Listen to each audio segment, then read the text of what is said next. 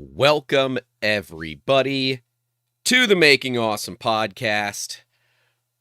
It's episode 254. Is that right? I think it's 254. I believe so, yeah. Yeah, we got a bunch going on. Weren't with you all last week. We're with you this week. And I guess I'm still dying. Yeah, For because... everyone who doesn't want to know that why we weren't here last week, I died. Caught ligma. Did you? Yes, you did. You caught the ligma. That's fair. We all know about that, especially in the Discord. $10 tier or higher. Yeah, $10 tier and higher, right? Oh, and of course, the live chat isn't working on my phone. So live chat's not working on my computer. So I'm like, oh, I'll pull it up on my phone. Now live chat's not working on my phone either. Whatever. All good. We'll figure it out. But welcome, everyone. We're going to be talking about the MyMiniFactory, acquiring Thingiverse, kind of what all that means, ultimately, because we did a video on it a couple of weeks back. And, yeah. There was a lot of controversy on that video. I was expecting for everyone to kind of feel the same way that I did, which is like, hooray, Thingiverse isn't going to suck anymore. Oh, I think I'm with the other people then. So for disclaimer, I haven't watched the video either. I haven't watched the video. I've barely kept up to date with the. I don't care about Grant. Grant cares about me. It's a one-way love relationship. Love you, Grant. Story of my life. And I haven't actually been keeping up to date with the sentiment of people. I do have my own thoughts on this, so it'll be really interesting to see where we differ from. Yeah. Now, before we get too deep into everything, don't forget to check out the sponsors. Construct 3D, 3D Musketeers, 3D Prima, and Printed Solid. Everyone is linked down below if you want to enter to win some Printed Solid filament. You are watching live. Check it out in that pinned chat message. But yeah, I think the big thing here is going to be... I mean, there's kind of like three major things we're going to be talking about this episode, right? MyMiniFactory buying Thingiverse, Printed Solid raising their prices, which is an interesting one. I've not heard of that one either. Yeah, and this 5-axis printer that you and I both collectively agree is dumb. So, yeah. And if you can move a little bit to your right, that'd be wonderful. Or just rotate yourself would be fine. I'll take it. So yeah, we actually got a chance to interview the Chief Marketing Officer and Chief Executive Officer now of Thingiverse. And so that video's on the channel. If one of the mods wants to post it in the chat, please do. But we got to interview them. And I'm excited about this because for me, it's like, well, Thingiverse hasn't really had anything really done to it in like 5 years, right? I've always viewed it more like a vault. Ever since Printables and Bamboo Labs, like version of Printables and Thangs, it's a vault of the older design. Oh, there's a fourth news we can talk about. Thangs has removed one of the things everyone loved about Thangs. Their their big search feature. Yeah. Wait, the search feature's gone? Mm-hmm. But that was like one of the best things. I'll explain it. Or should I say one of the best things? Get out. All right, I added that to our notes. I forgot about that one because it was like we've had no news about model repositories. Then all of a sudden we get 2 bombshell newses in 1 week. But the Thangs one, I have some insider information. I'm not certain if I can share it, so I'll try to beat around the bush about it. But yeah, I actually fully support MyMiniFactory in this buyout. One, Ultimaker hadn't done a dime with it. The Stratasys merger with Ultimaker didn't do a damn thing with it either. And so far, as of last I heard, every single developer that was with Thingiverse has stayed. Wait, wait. Yep. Thingiverse had developers? They did. I believe we've actually had one of them on here, James von Kessel, a while back. James is someone who's been in the industry for a minute. Call him an OG if you wanted. Okay. I believe we had him on. We talked about Arachne, maybe? I mean, I'm still surprised Thingiverse has developers with how little anything's happened to it. Oh, yeah, and hold on, real quick. Canada, there's that for you. Chuck Hellebuck's son, Connor Hellebuck, got gold for the U.S. hockey team today. So, it's fine. That's like the one time I can confidently give Canada the middle finger for the U.S. And, hell yeah. How proud of a dad does Chuck have to be right now, right? His son got a gold medal in the Olympics. That is really quite cool. Pretty cool. That is quite cool. Thank you, Matt. That pointed that out. Yeah. Ultimate, like, parenthood right there. I mean, we still love you, Canada. I know you don't like us. I don't blame you. Nobody likes them. This is just a friendly, kind of a Letterkenny vibe, middle finger. You know what I'm feeling? You don't know what I'm feeling, Jacobs. You've never watched Letterkenny, and you're missing out on what is quintessential North American history. Yeah. I still like how recently Instagram's been doing a load of AI Fast and Furious memes. Yes, you sent some of them to me. They were wonderful. And it's making me actually kind of start wanting to watch Fast and Furious. Come on, dude, we gotta do it. I would love the fact that after all of these years where you've been trying to make me watch Fast and Furious, what pushed me over the edge was AI created content of just stuff. For those that don't know the meme, it's when it's from Tokyo Drift, so it's from the third movie. However, I believe it occurs somewhere between the first and the second in the timeline of the movies, but it is when the not Brian O'Connor sees Han sitting by what was normally the Veilside wide-body RX-7, and that RX-7 has been replaced with other things. And that's, it's as deep as I'm going to get on that. Some of them gave me quite big chuckles. Tokyo Drift is a great movie. One of my favorites. And in theory, we're going to Tokyo later this year for Japan Rep Rap Festival. Oh, yeah. So, like, obviously kind of have to go, It's like, yeah. Han Solo was in Fast and Furious Dreams. Void said, Doug, you're banned from the chat. Deleted. Talking about foreign trips, guess what's really annoyed me this month? So all of the pain we went through to try and getting a Chinese visa done on the quick.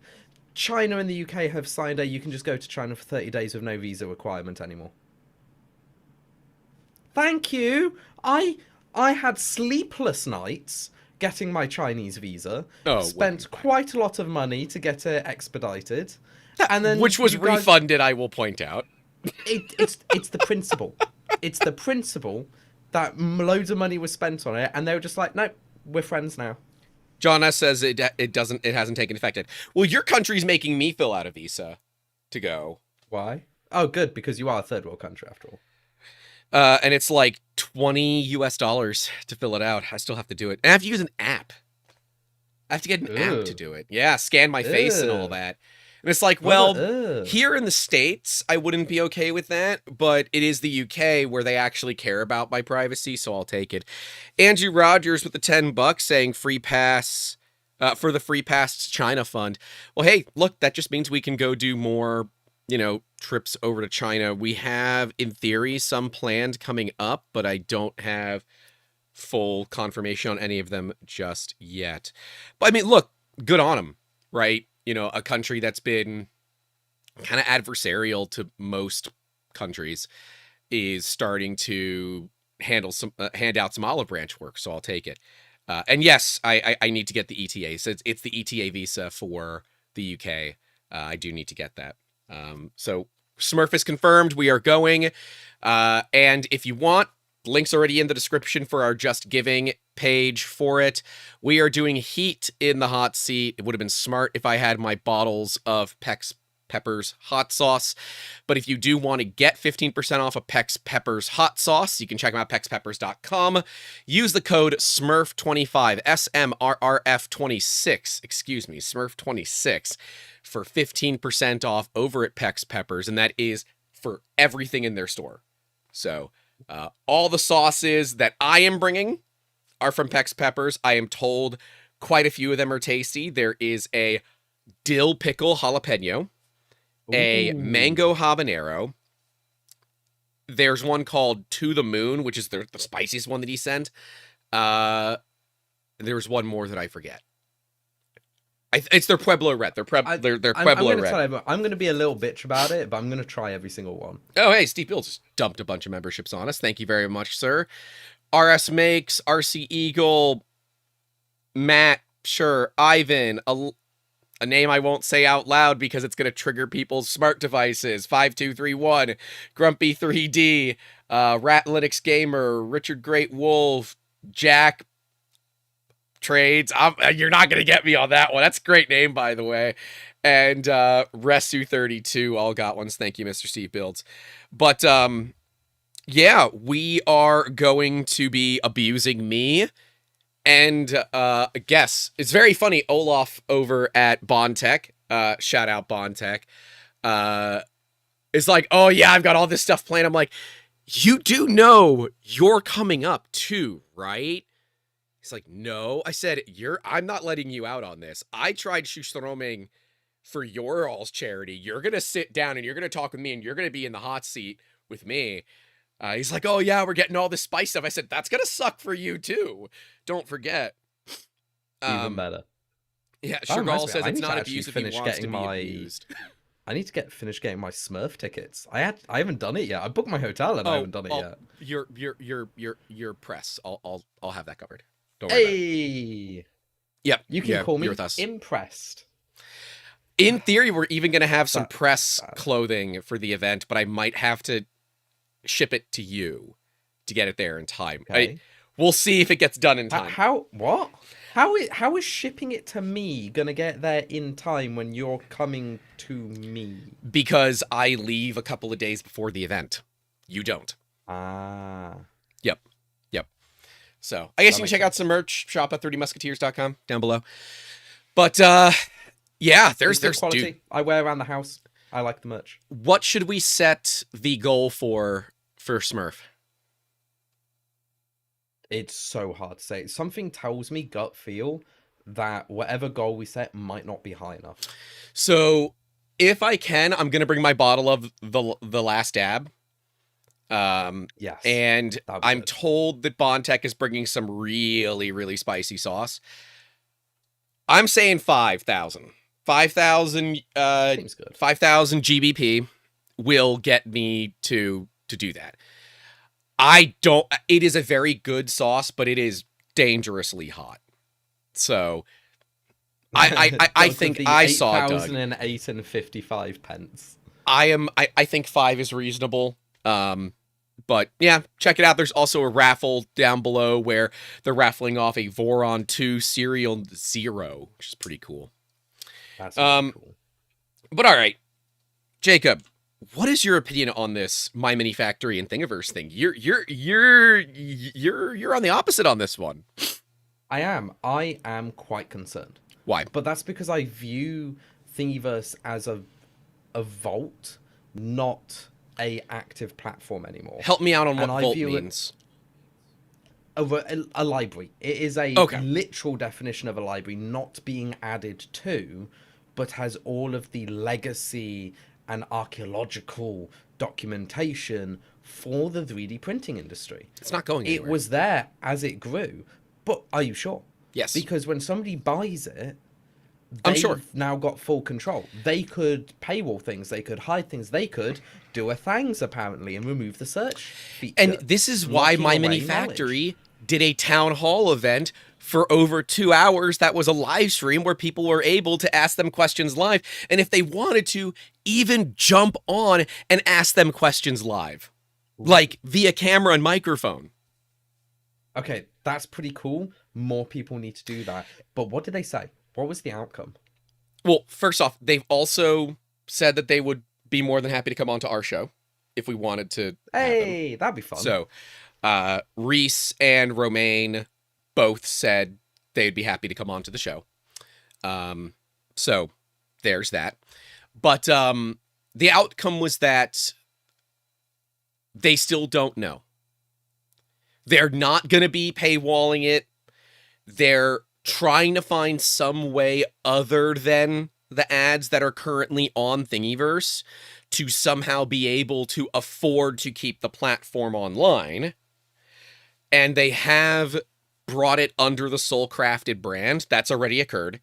It is not, they're not changing the name, but it is Thingiverse via Soul Crafted, something like that, which means no AI. No AI, period. There is no AI models are banned from Thingiverse as of this moment. So I think it's a great move. I kind of like the name Soul Crafted. It has a vibe to it, right? It does. But I'm worried now. If they don't have a plan and they bought it, why did they buy it? I think they wanted to see new life breathe into it. So MyMiniFactory, what is MyMiniFactory, right? What do you know them for as a model repository? Resin printers. Exactly. So they are not a filament printing website. They are a resin printing website similar to Colts, but Colts desperately needs their website to be redesigned. So my perspective is that MyMiniFactory realized we painted ourselves into a corner here, right? And we need something that is associated with our brand, that carries a lot of brand recognition. We could either start another competing, brand and all of that, or we could look at acquiring one. And apparently they were able to acquire Thingiverse from Ultimaker and Stratasys for, they have not disclosed the amount of money, but I'm told it was a well agreed to amount of money, which I like. And it is 100%. They have acquired 100%. It is not like a cash and stock. It's not like, oh, you're only going to get part of it. No, it is 100% of Thingiverse. So my interview with them was like an hour long, but we only took like 10 or 15 minutes of it for the video. I even included, we cut it from the video for time, but I've been on Thingiverse so long that my personal Gmail account was leaked during their big data breach that Thingiverse had years ago. That's quite funny. I've been using Thingiverse longer than I've had companies, right? So that it's been that long. I look at it as this is only good for consumers, but a lot of consumers were like, MyMiniFactory is terrible. They do a bad job with what they do, and go look at the video and look at the comments under that video. They are on both sides, and to a point where the CEO from his personal YouTube account commented, I think I pinned that comment, basically saying, please do not hold back. Give us all the feedback you have because the feedback makes us better. Interesting. You know what? I can't fault them for doing what they're doing right now. But I understand, and kind of reading the comments from the community, this is a very easy thing to fumble. It's very easy to fumble, right? And Thingiverse has kind of lost a lot of its, let's go with street cred, right? It's lost a lot of that street cred in the first place. Well, do you even know what Thingiverse was supposed to be for? No, but I know what I always used it as, which was I need a quick and lazy model that somebody is designed to put up there. If I wanted high quality, I go to printables or I go to Thangs. If I wanted somebody must have made a cube with a hole in it and I cannot be asked to design it myself, I go to Thingiverse, because Thingiverse doesn't have the ambiance of quality. It was the fast and dirty website that from yesteryear. So Thingiverse was never meant to be a 3D model website, ever. Okay. From the beginning, it was supposed to be a place to share laser cut files. Oh. Because it was a MakerBot thing. And back then, MakerBot was making laser cut printers. And they were fully open source. So you could go to there, download the laser cut files. So you'll find a ton of old school laser cutting files on Thingiverse, because that's what it was originally for. When MakerBot got as popular as they got, they weren't going to limit Thingiverse, though that would have been stupid. So it turned into more of a 3D model repository. Is that necessarily a good thing? I don't know. I mean, clearly it's worked out. And the fact that it still has the domain authority that it has, and it's had for decades now, is kind of insane. It shows you how popular it was, right? But yeah, I don't disagree with some of the comments that, like, I don't really use MyMiniFactory personally because I don't really use our resin printers anymore. Like, I'm at a point where we might just be divesting from resin completely. Or really? Certainly divesting quite a bit. So right now we have, I think, 14 resin printers. I am considering divesting down to like 2. And just limiting the options that we have. Well, it is so laborious that we have to charge so much money for it that it doesn't make, like, I had a guy call me that wanted to do some miniatures for his D&D campaign. And he's like, yeah, I've got like 50 or 60 miniatures. I said, I'm going to be real with you. Just go buy your own resin printer. Just go buy your own resin printer, because it is going to be such a pain for us to do it, and it's going to be very expensive. So just go buy it, and at a $200 or $300 cost. Just complete side tangent. Do you cure your resin prints when you give them to customers? Of course. Other than the wash? Of course. And do you remove the support material for them? Yes, we do all that. Okay. So I will say, when I've been doing this, because I still do the resin printing side just as like a side hobby for myself, whenever my friends ask me to print armies for them or D&D figures, I always give them the choice of I'll wash it straight off the machine, but they're uncured and with supports on, so they have to remove the supports and then leave them out in the sun to cure. Right. Or if they want me to remove the supports and clean them and do everything with it, then I'm not going to be charging cheap prices. I charge like £2 a model minimum, because it's just so labor intensive. And it's been all right. Half the people didn't want to do it after that because they were like, oh, well, the whole point of resin is it's cheaper. I'm like, I don't care anymore. It's not that it's cheaper. It's that you're getting custom models that you couldn't make any other way. If you wanted to do it cheaper, buy your own damn resin printer. Fair. They cost 200 quid. Exactly. And so we won't, unless it's like a personal friend of mine, we will not give models to people that are not fully cured, because it's a liability, right? If, let's say, we didn't 100% get, every drop of resin out of the inside of the part, and it drips onto their hand and they get a chemical burn, that's on us, right? So I'd rather make sure it's squeaky clean and very well cured. But again, like, we are shifting our focus away from some of the B2C work and moving heavily more into B2B, B2G, B2E. Yeah. Right? So from a business perspective, resin is so laborious that if we don't charge a ton of money for it, it is functionally not worth the time to do it. And so it is a lot of labor. For at least the past 6 months, we've turned down every resin job that we've gotten. Because, yes, as Sam Bazaroo says, resin is toxic. Like, it's not, we have a $250 minimum. I'm not even going to touch a resin printer for less than $250. I'm not doing it. Because it's not worth it to me. So, that's my opinion on resin. Andrew Ryder says, contrary to popular belief, Thingiverse does have a lot of quality content in amongst the junk, and there's quite a bit of FDM-related content on MyMiniFactory. Fair. I don't disagree with that.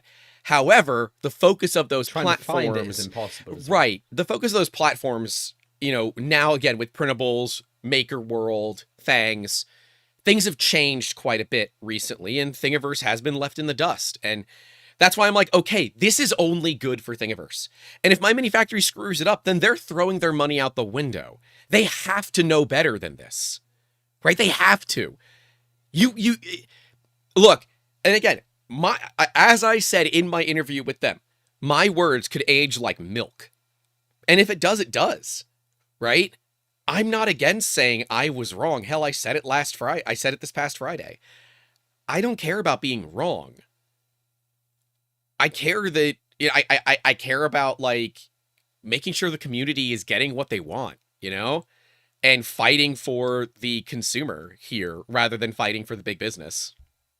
And I know you're very similar in that regard. If you weren't, you wouldn't be the co-host.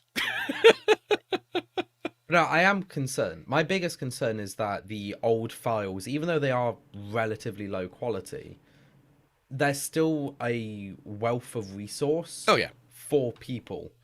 And I it's hard to say. I use MyMiniFactory's website. I have way too many miniature files on that website. I don't like the website that much. I think it's hard to navigate. It's hard to find exactly what you want. And make sure that isn't the website's fault. It's people trying to get around naming conventions so they don't get DMCA'd for making anything that looks slightly too militaristic for Games Workshop to be like. And they called me too. It did they? Yeah. When you're done. But no, it makes MyMiniFactory as a website kind of hard to navigate. Then add on the whole tribes and like alternative to Patreon subscription for models. It does make it challenging. And I'm worried they're going to make that same decision factors that monetize Thingiverse is actually going to end up watering down what Thingiverse is. At the moment, it's actually kind of easy to search for files. Yes, the files are trash, and it's really hard to find the good quality ones. But adding in like these monetization layers or getting rid of the adverts and putting something else in or like grouping things together, it's going to make it harder to find those nuggets of gold when it's being distilled by other things. And I'm worried about that. That's a fair worry, right? And that was a worry that so many people have brought to the table that like, hey, please don't paygate the crap out of this. This has been this has been the way that it was for decades. Let's not mess with a good thing. Randy Parker with the $5 saying Radium Resin Fund. In theory, that would be safe. It's no more dangerous than the resin itself. Right? As long as you're not licking the paintbrushes that you're using in the radium. That's not how it works. Adding two toxics together does not mean it's like the same toxicity. Well, it just doubles. Radium is not dangerous unless you ingest it. So. Yeah. So's resin. No, it can get on your skin. Still dangerous. That's contact. What's the difference? Contact outside, contact inside. It's the same thing. I mean, you know. So they don't. So yeah, they've been very open about that. They don't know what they're going to do regarding their method of financing, right, to keep the website around. They had posed a poll to people. You know, would you pay $3, there was $3 or $5 to get ad-free access and, you know, some extra perks or something like that for Thingiverse. And like 56% of people said any amount of money is more than what I'm willing to pay for a free website. Yep. But I think they didn't pose the question correctly. It was, you know, would you voluntarily pay? We're not going to force you to pay it, but it would get rid of the ads. It might allow you to, you know, boost positioning in the search for certain models, right? Like a hype thing here on YouTube, which if you can hype videos, please do. I don't have that access yet on my personal YouTube, but if you can, please hype our videos. It doesn't cost you anything, and it helps us, you know, get more views, and that's always good for us. When people ask about I had a train of thought and it was really poignant. When people ask about donating, it's not for you. It's specifically everyone watching this video, you will not be donating to anything. It's like when Wikipedia asks for you to donate. Nobody does it. They're asking for those 5 people, the whales that will put in a lot of money because they really value it. It becomes a key part of their life. That's the type of people they're trying to look out for when they're asking, would you voluntarily donate? That's fair. So don't think it's going to be an everyone thing. And it's funny because, like, you know, we of course ask people to donate here, and we very rarely hit our goal, right? We normally put a goal of 10 donations, and it keeps the streams ad free, right? We rarely hit that goal, but similarly, we have 112 people or 114 watching, 33 likes. Doesn't cost you a dime to like the video. Please like the video. But we do it so that you don't have interruptions in the streams. But I can understand that the folks at MyMiniFactory are like, all right, how do we pay for the server costs associated with this? Right? How do we afford the developers? How do we afford the movement? People don't like ads. They're going to run ad blockers, so the ads become effectively useless. How do we get a method of monetizing? Right? I think Printables has done an okay job. I'm not a huge fan of just the random Prusa ads that get injected into Printables. Like, no. Guys, we know where we are. We don't need to see the ads as I'm scrolling through. There's like the advert. Index. I'm like, I already know about Index. I'm here. I love Index. All right, leave me alone. Yeah, I don't know. Right? Like, how do you afford this? I don't see it being affordable. Like, I do not see a physical way for them to support it. Printables works because it's linked to Prusa. It can be a loss leader for Prusa. It's fine. Even if it isn't a loss leader, the whole point is it funnels you closer towards a Prusa ecosystem. Fair. And a couple machines a year fund the entire website. Servers aren't expensive. They do get expensive with as much data. Scale. I would assume they're running a $10,000+ a month server bill. That would be my assumption. My assumption is $10,000 a month plus. Yeah, but when you consider the scale of Printables, it is the second largest like file repository. Sure, and I think it would be behind Thingiverse, wouldn't it? I don't know who's the biggest anymore. Is Thingiverse the largest, or do you think that... I don't you think Maker World or Thingiverse, even if it has more files, when you get to files of this like magnitude and age, you go over to tape storage. It takes a bit longer to download a file, but it makes it a lot cheaper in the long run. It's not expensive running a website, relatively speaking. Just because number get bigger does not mean number get bigger at the same rate. And Printables, per person buying a printer, they fund the website. That's their monetization. You buy 3D printers, it does Printables. Bamboo Lab does the same with their MakerWorld. You buy Bamboo Lab printers, you buy Bamboo Lab filament, it links into MakerWorld, meaning you're making stuff. Right. Buying more filament, it funds itself by giving you something to make. You buy stuff. Yeah, they'll have to figure out some sort of funnel system to work through it. And I don't know what that's going to look like, right? But they'll have to figure something out.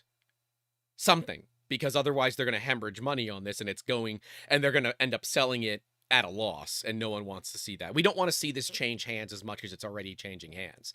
And I get people's apprehension about the change of hands again, right? Because it's like, well, any change could be a problem. I don't disagree with that.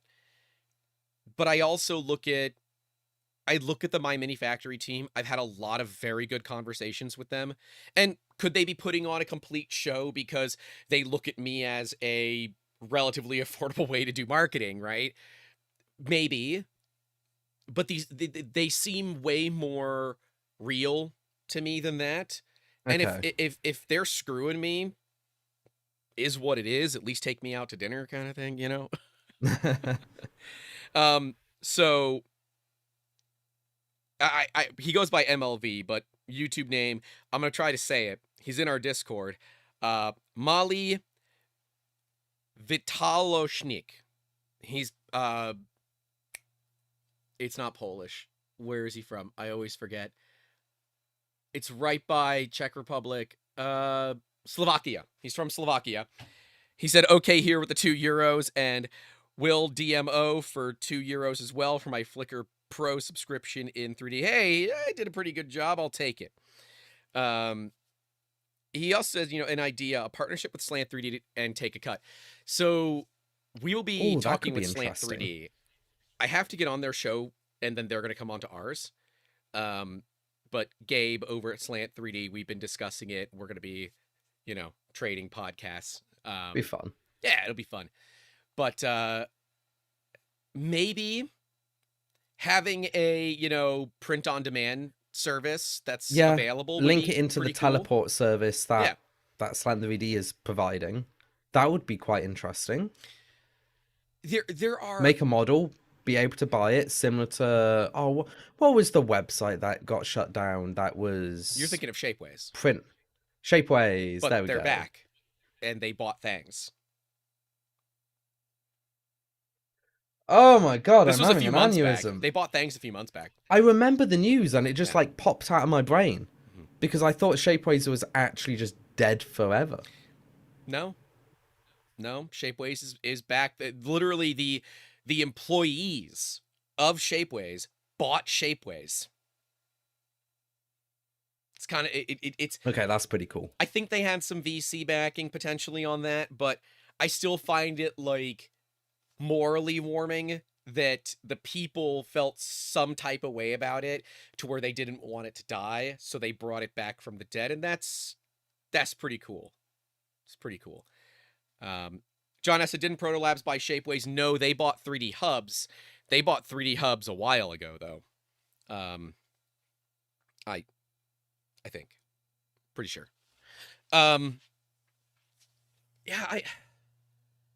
See, I'm all puppy dogs and unicorns about it because there's no downside to me. Right? But there is. Imagine if, Thingiverse just disappeared. Yes. Overnight. They told me that wasn't going to happen. But they also don't have a plan. Well, they don't have a plan for monetization. They don't have a plan to afford it. Right? And instead of saying, we're going to pay gate the thing, or we're going to do this, or we're going to do that, they said, we're going to go to the community and ask for advice. Right? And very few other companies do this. So if you ask me, this is the right way of doing it. Saying, we want this to go to the right hands. We believe we are the right hands, but we need to find a way to financially afford this. So let's just have an open town hall meeting for over 2 hours and just ask the community, how can we make this platform better? Something that you will want to use again, and somehow be able to afford it. So I think the ability for designers to pay gate models, fine, great. I think that's cool. I do like that. Right? Take a cut of the pay gate. Every company does it. Just do it. There's no reason not to. Right? But don't pay gate everything. If a designer wants to pay gate their models, let them pay gate it. That's on the designer. That's not on you. Right? Have every model with a donate button. Yeah, allow people to donate. Donate to the designer. They can take their cut from that. Sure. Because a lot of people are happy to pay if they like the file. Sometimes. I don't know. This needs to be a good file. This industry is so odd about paying for things because this industry was built around the F you, we're not going to pay for it, we can do it ourselves. And I know people in our own Discord that instead of paying $5 or $10 for something, they'll spend 5 or 10 hours of their time reverse engineering it based on photos to get what they want, because to them, that's a better deal than paying the money. And look, I cannot sit here and say that person has not been me a time or two, right? I'm kind of doing that right now, but it's a $350 item and it's a physical item.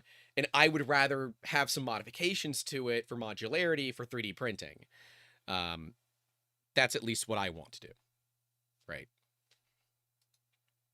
But, yeah,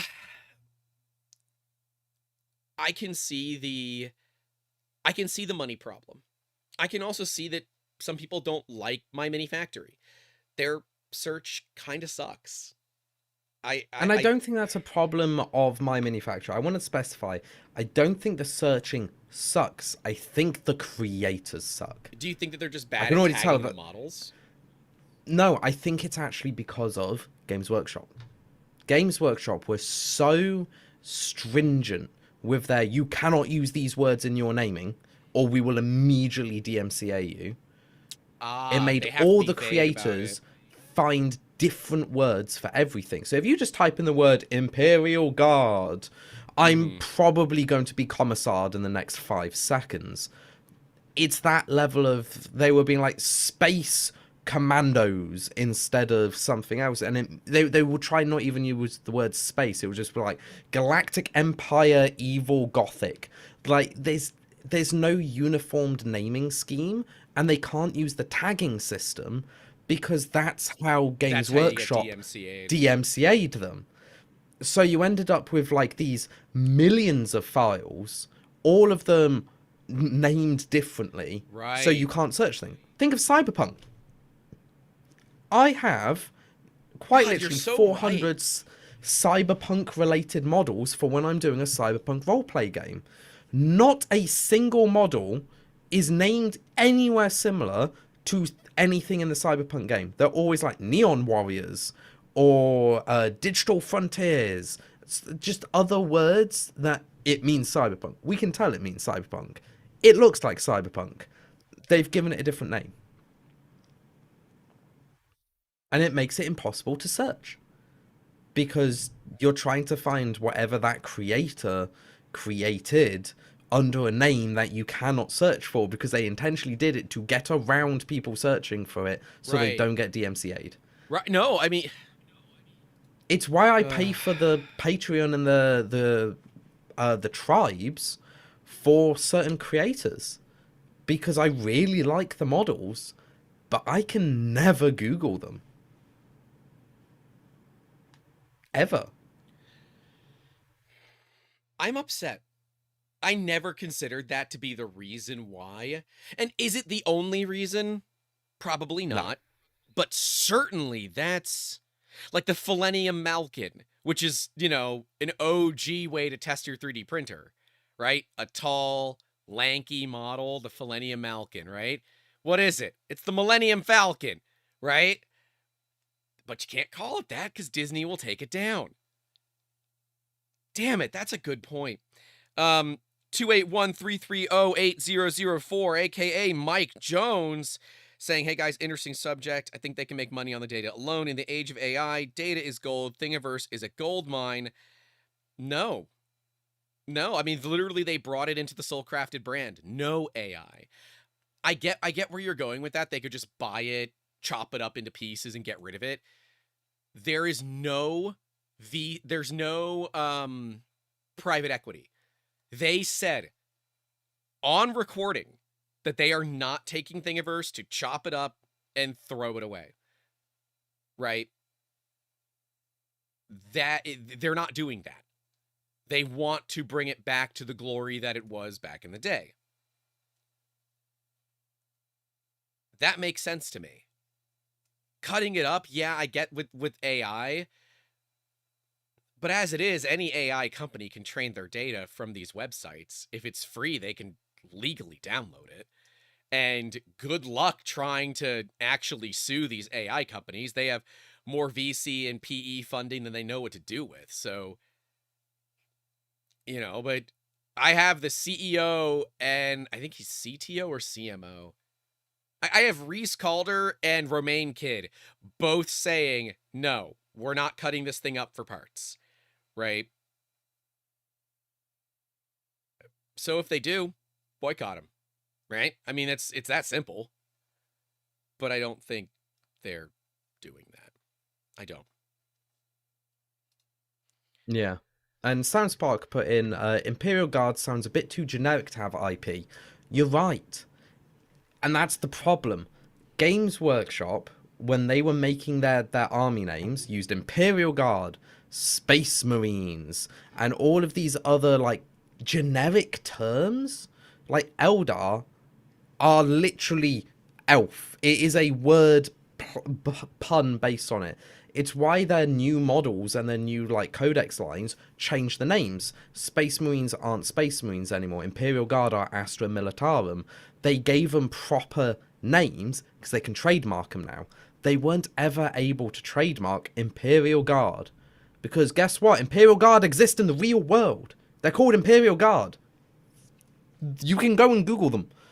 They're real. You can't trademark something that's real. And same with Space Marines. Like, Starship Troopers did it before them. Alien franchise did it before them. Like, they're generic terms, but the lawyers at Games Workshop were so on the ball, it's true. Nobody's willing to fight them. And then what ended up happening was they got fed up of sending DMCAs to everyone and just still do it anyway, but then change the name. So you can't use the word Astra Militarum. I think they go after the low-hanging fruit now. They do. Yeah, Galactic They Armory see other DMCA, people having fun, and they hate it.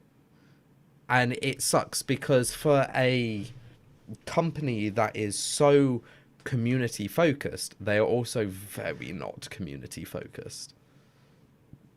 I mean, for a year, I was banned from Games Workshop. I wasn't allowed to go into their stores, which is funny because they had to unban me because they banned me for resin printing my own models because I liked kit bashing. I was doing digital kit bashing. So I'd make my own parts and I'd glue them onto the official things. This is back when they really didn't understand what 3D printing was. Right. And then I spoke to one of their like senior leadership team and I was like, you do know I know the guys who sold you your own resin printers that do 3D printing in resin for vulcanization molds so you can prototype your first molds. And they're like, ah. And then I got unbanned because you can't ban somebody who knows more about the industry than the people that are doing it. They called me the other day. What did they do? What did they say? So they called the company. Great. Happy about that. And they wanted me to become a reseller. Yeah. You? Yep. The 3D printing guy. That is correct. I said, are you sure? You do know that you're calling a 3D printing company, right? They're like, yes. Yeah, we do. I'm like, you are aware that we effectively stand against your exorbitant pricing, right? They're like, well, our pricing isn't unreasonable. I said, no, it is. It is absolutely It is. We call it plastic crack for a reason because it's worth more and it's as if its weight is gold. Yep. It is plastic crack. Yep. Yeah, I said, look, also, you have an actual Games Workshop like less than 20 miles from me. There's no way that they would be okay with having another reseller this close. Like, there's no way. I'm thinking like, if I was an active player of this, I probably would have taken their deal so I could have bought it reseller pricing. It's not even that good. Reseller pricing isn't even that good. I didn't get that far. I basically said, look, we're not really interested. You guys are against what we do, and because of that alone, I'm out, kind of thing.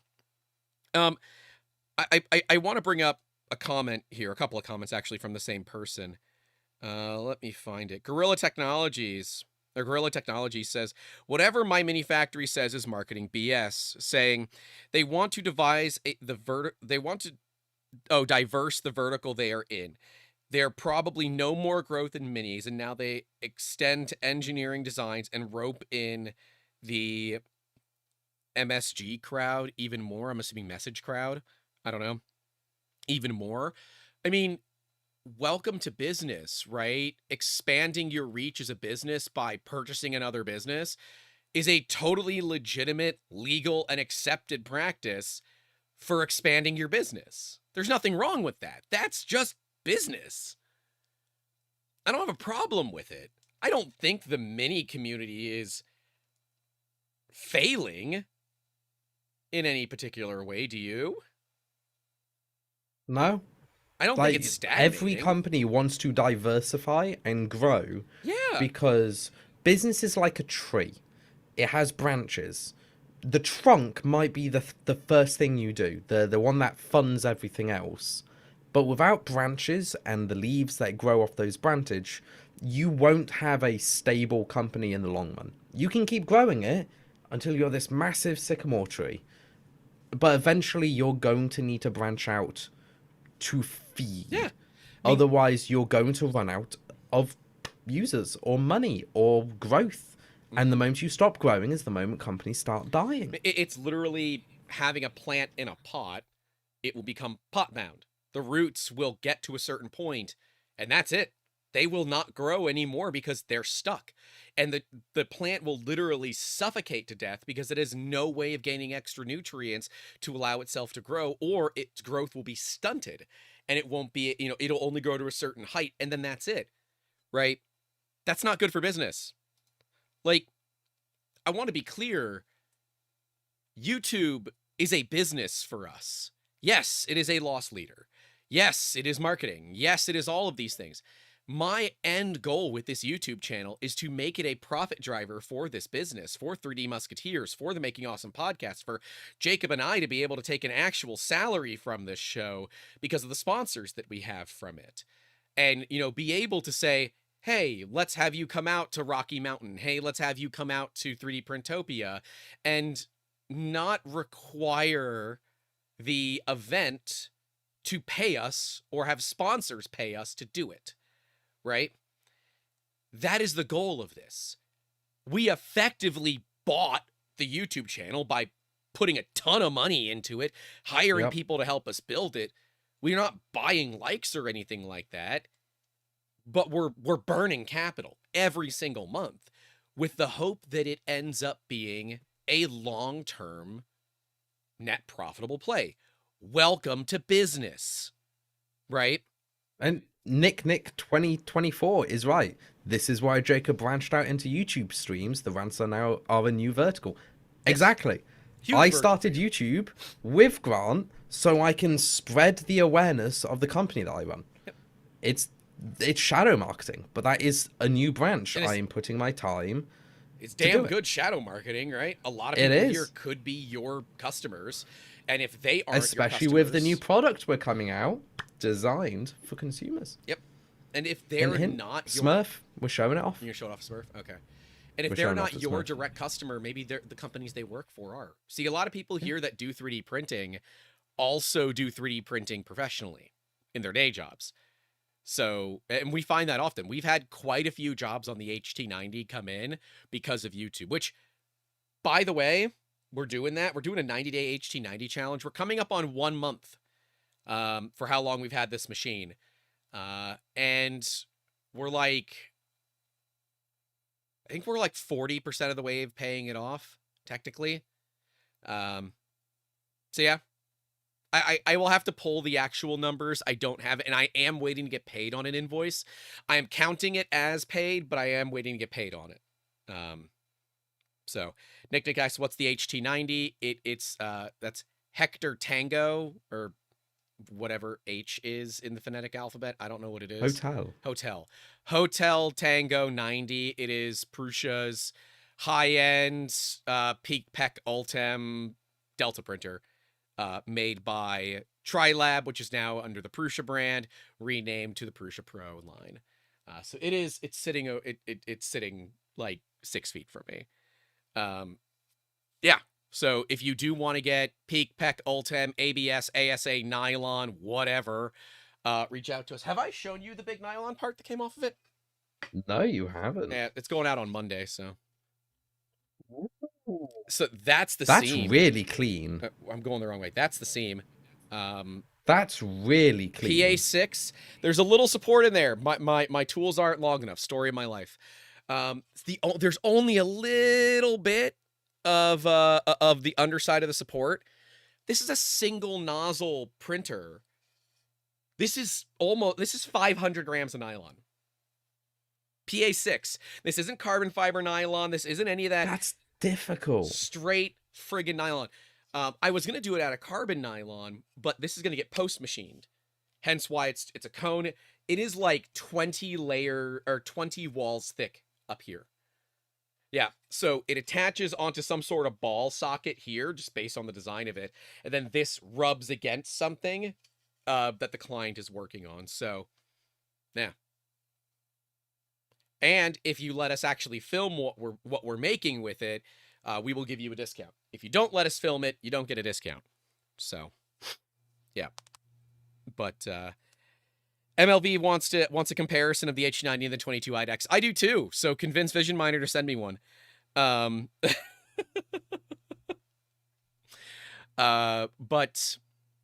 yeah, I've been enjoying the HT90.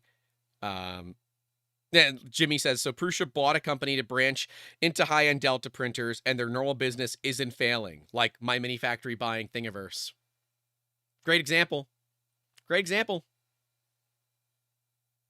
Yeah, that is a great example. Like, it's easier to buy than it is to build from the ground up. And it saves a load of problems, especially if the other company you're buying is also successful. Mm-hmm. You take their success, you can reap the benefits, leave that success to keep growing, and now you have directive control as well. So if you can do a better job, it's even better. And if you do a worse job, you just default back to everyone else. Right, right. There's no downside. T-Burum says Peak Pec Ultim on a Delta is definitely a choice. I don't disagree. It works, though. You know? You're not going to do 9085 very big because it's only a 90C chamber.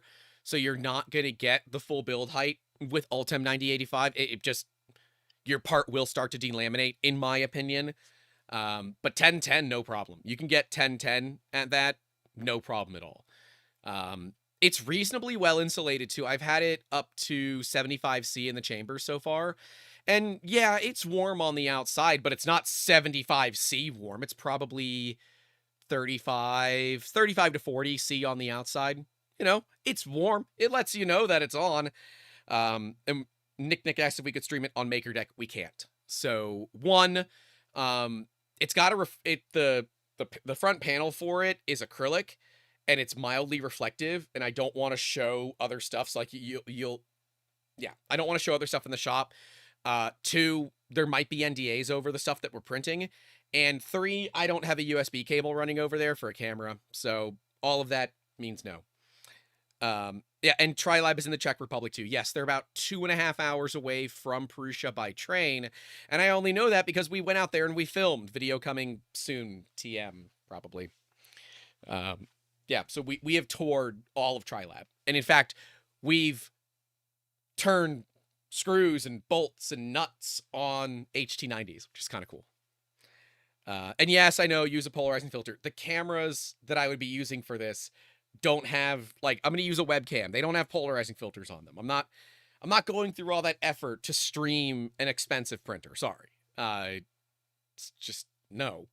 And quite frankly, if Prusa wants us to do that, they can give me some money to do that. Yeah. See, that's why you buy a Construct 3D Construct 2 with its built-in 4K 60 FPS webcams, and it automatically streams if you want. It has one. Just saying. All my machines are critical infrastructure. We don't put them online. So even a Construct 2, I wouldn't put it online. I'm not going to stream from it because I should be able to trust that it's going to do its job. That is true. So I don't care about the streaming side of it. But, you know... John S. Design in 3D printed polarized filter to hold the webcam. Have you heard about 3D printing? No. What is this? I hear they're trying to ban it in some states, and people are talking about it, but everyone refuses to talk about the A1 fire issue. Okay, just ban printers. It'll solve the problem. Yeah. Kisker said, Jacob, I'd buy 2 if I had the money. I ain't saying they're overpriced. I'm saying I'm underpaid. Oh. Same. I feel that in my bones. Wait, we have a product stack for the year that should entice quite a few new people. When we do our shop expansion, we're likely picking up a Construct 2. So I am functionally out of room, and more importantly, I'm out of power. And I'm not running another dedicated circuit to this office. It is like 60 feet from my outlet, or from my panel. It's so expensive. I'm not doing it. Don't do that. Yeah, if I'm gonna do it, I'm running dedicated lines to a new building. Yeah. So, yeah. But there have been a lot of people who are just like, I don't like MyMiniFactory. I don't like what they do. I don't use them enough to understand why people don't like them. Jacob, are you aware of why people don't like MyMiniFactory? It's mostly the website. It's challenging. It's not straightforward. It doesn't feel like forced monetization, but it does feel like they're trying to eke money out where it doesn't belong. Like the tribes is basically Patreon but done via MyMiniFactory, where you subscribe to a group, or in this case a tribe, and you get access to their models every month. It's not a bad idea. It's another thing that it's like Patreon already did. Yeah. It is Patreon. But so if you that got means that. as a creator, I have to do less work, right? I don't have to deal with who has access to a Google Drive and what photos on Google Drive or Dropbox, and it can all be done on a model repository. Yeah, you know what? Sign me up. I'm kind of feeling that. Now, I'm a crappy designer, so I would never do that kind of thing, but certainly there are reasons. But yeah, there's also like the search is challenging. Trying to actually find what you're looking for, even though you know it exists, is basically impossible. The entire website does feel like Instagram, where trying to find a specific meme, impossible. You go there because you know there's memes, but trying to find it, you can't do it. You can search the same things, it will show you something different. And that is one of the problems with the website. Is it's a good, well-made website. It's just challenging. It's overwhelming. The amount of information they put on the screen at any one time has a complete mismatch of design ethos, because the main images are made by the designers, and each one has their own design flair. So you end up with this like autistic overwhelm of colors, shapes, like design layout. That's fair. It's a fine website. They've done a good job. It's doesn't make it good, though. It's like they've relinquished too much control over how things look to people that aren't them, and it's kind of backfired, right? Like, go on MyMiniFactory now. Just pull up the front page and tell me what you see. Sure. And I will say, like, they've made their homepage better. I see the adventure, last chance, $190 plus value, rescale miniatures, Fleshcraft Studio, Mads Minis, and Magus Brew Studios. Join the adventure for an epic loot box of STLs and more this February. Join today. That's the first thing that I see, and that makes me feel like I've gone to the wrong website. Yeah, you're already met with this kind of like budget vibe, because it's like sale. Yeah. Now scroll down one page worth. Okay. And look at the sudden juxtaposition of design. There's a lot of like mildly not safe for work stuff on the front page. Yes. And that's why I don't like it. You've got everything from cute bunnies to literally Flexi Bunny NSFW version added. Yes, from Hato, maybe? Yeah, I totally see it. And all these paid. Literally, you scroll on their front page, and it's all paid. Yeah, there's something for free. If I was if I was a first-time user of this, I would say that this is just a place where this is a model repository to buy paid models. Yeah. There are free models, but they're not well advertised. It's impossible to find what you're looking for.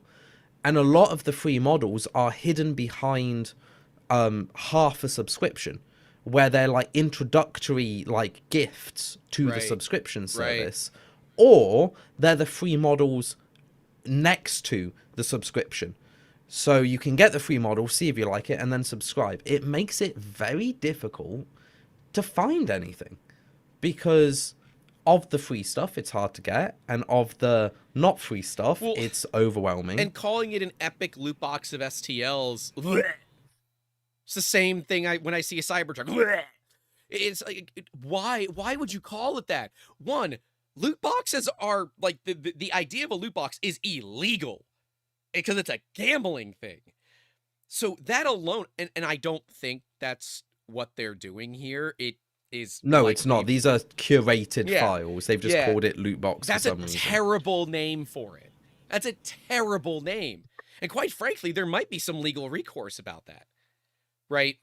But oh my god, yeah, like so my above the fold stops at the studio featured creators, right? So I can see Moonlight Minis, Hexton Hills, Dark Rituals, Print Your Monst, and then that's it. There needs to go further.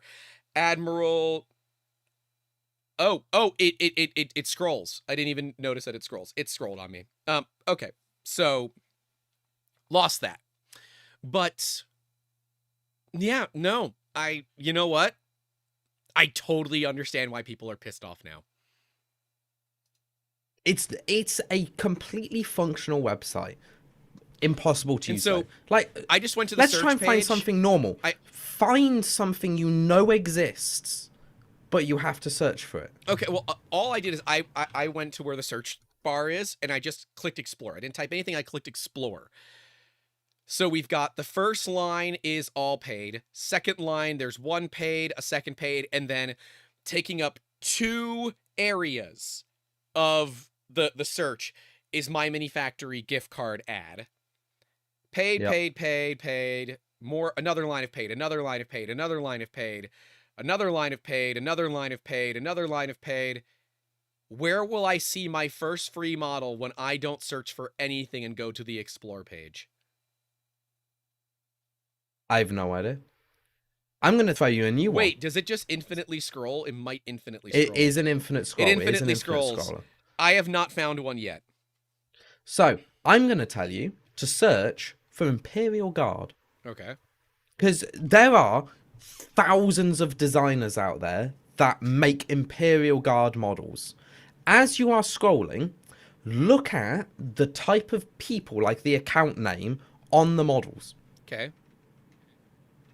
Oh, yeah. It's pretty much one company. And you know why? Because they're using the word Imperial Guard. Right in the title. The actual designers who are doing the higher quality stuff, because these models for Imperial Guard, they're mid. They're all right.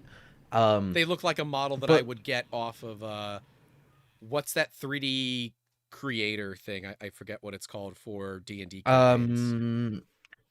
Oh, the name's escaping me. Not maybe Titan Forge? Yeah, something like that. But yeah, it looks like what you generate out of there, and it's like $6.99 to download the model. Like, yeah, like these aren't the most like in-depth models, but because this single creator, Hero Forge, there we go. Thank you, Nebulous DH, and thank you to Beard Printer for 5 memberships. They've used the word Imperial Guard. They have dominated the first like 10 equivalent pages. Oh, for sure. Yeah. I subscribe to physical designers that make amazing Imperial Guard models, but they've never once called them Imperial Guard. I'm like getting overwhelmed by seeing the same type, and it's like, well, okay, let's say I wanted an Imperial Guard mini. So, and it's Adeptus Miniatures is the one doing it. So I'm going to click on their profile, and their profile, it all looks the same. How do I know which ones I want? Like, it all of the sudden, it's overwhelming. Like, you know, and you're right. It is overwhelming. Oh, and when you click something, it opens in a new tab. Interesting. I guess I kind of like that. But yeah, it is. It's freaking overwhelming. Where are my free models? Let me go to filters. Let's see what other filters I can do. Oh, hey, by default in the filters, it is only showing you premium designs. Default only shows you paid models. Yeah. Okay. I got a problem with that. I do. See where I'm... you know what? Ugh. Okay, I've got a problem with that. I do not want something that is only, by default, showing me paid models. That's not okay, MyMiniFactory. I'm sorry. It's not okay. All right, let me go to all. Let me see. All right, so I clicked all, which should give me both free and paid. Okay. It took it's at the end of the third line. It is still from Adeptus Miniatures, but it is free. So yeah. Why is it premium only, the default? You want to piss people off. That's exactly how you do it. This is literally the problem. You mix up the search algorithm to try and monetize, but then you add on top of, how do you find the files when they're not very well named? To be clear, like here's another example. Here's a great one. This is one that will probably be more popular than the whole Games Workshop problem. Ironically, it's another Games Workshop thing. It's Kill Team. The small little like 5 or 6 man versus 5 or 6 man hero like version of the game. It is really fun. It's designed that you don't need 1,000 models. You can get into it really cheaply, and it makes combat tiny. Like, you are literally playing with 5 or 6 models, and they've made them as cool as they are in real, like, in the books. No one on the website uses the word Kill Team to say, like, if you're looking for Kill Team models, here they are. They use Kill Squad or Killer Team or other things, and the search algorithm doesn't pick up. It doesn't pick it up. Yeah. I should know. I printed loads for my friends from different makers. I can't find any of them by just searching the names that I know they're done.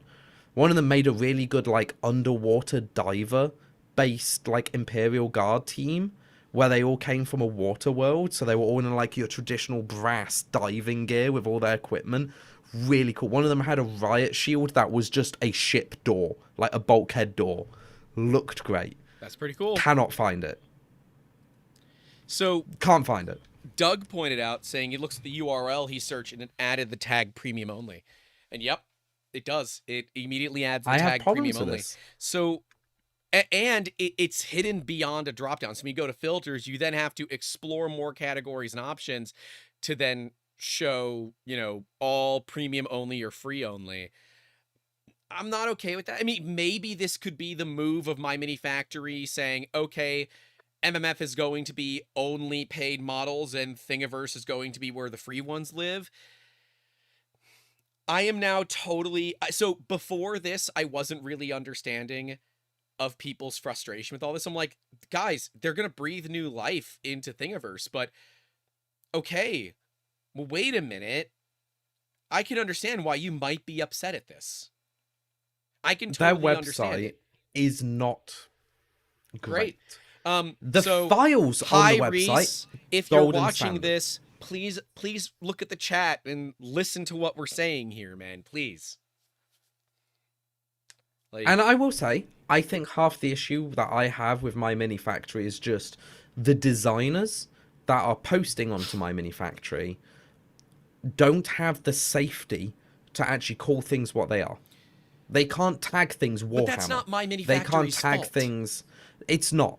And I want to make that very clear for everyone. Yeah. I don't think the naming and search feature for MyMiniFactory, ignoring the premium only tag, because that's a bit of a dick move, it should be neutral, is a actual fault of MyMiniFactory. I think it's a fault of the way the industry is done. Exactly. It should be 100% legal to sell things called Imperial Guard based for Imperial Guard.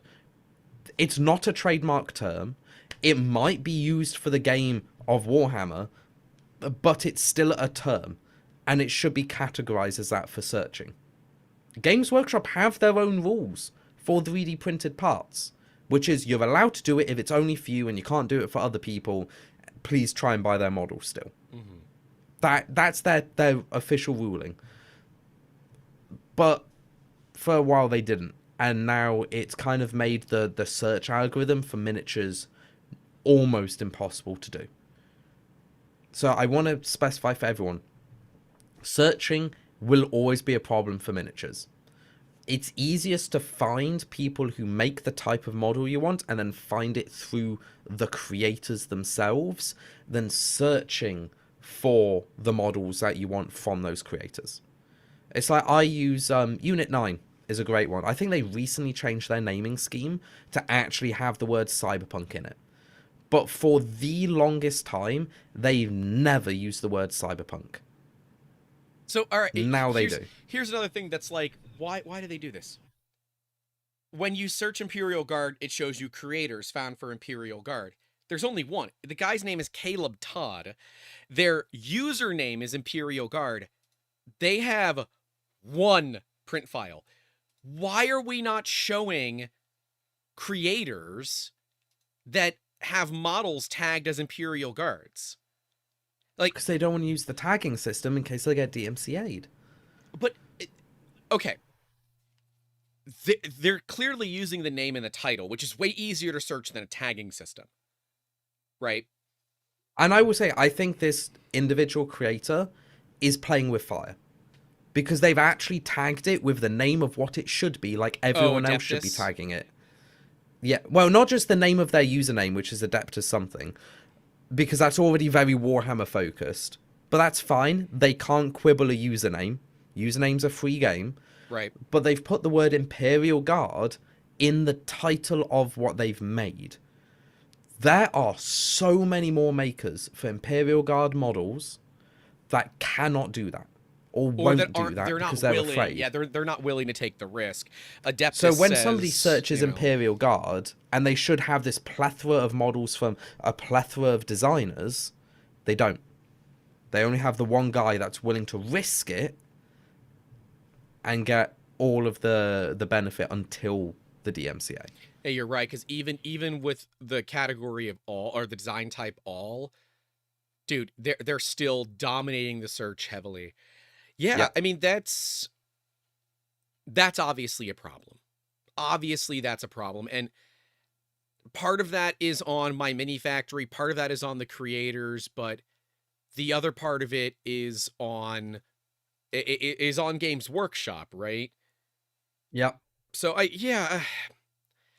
don't have I can't sit here and say that I have an opinion on all of this, because I can say that I don't like it, but I also recognize that I don't have a better answer.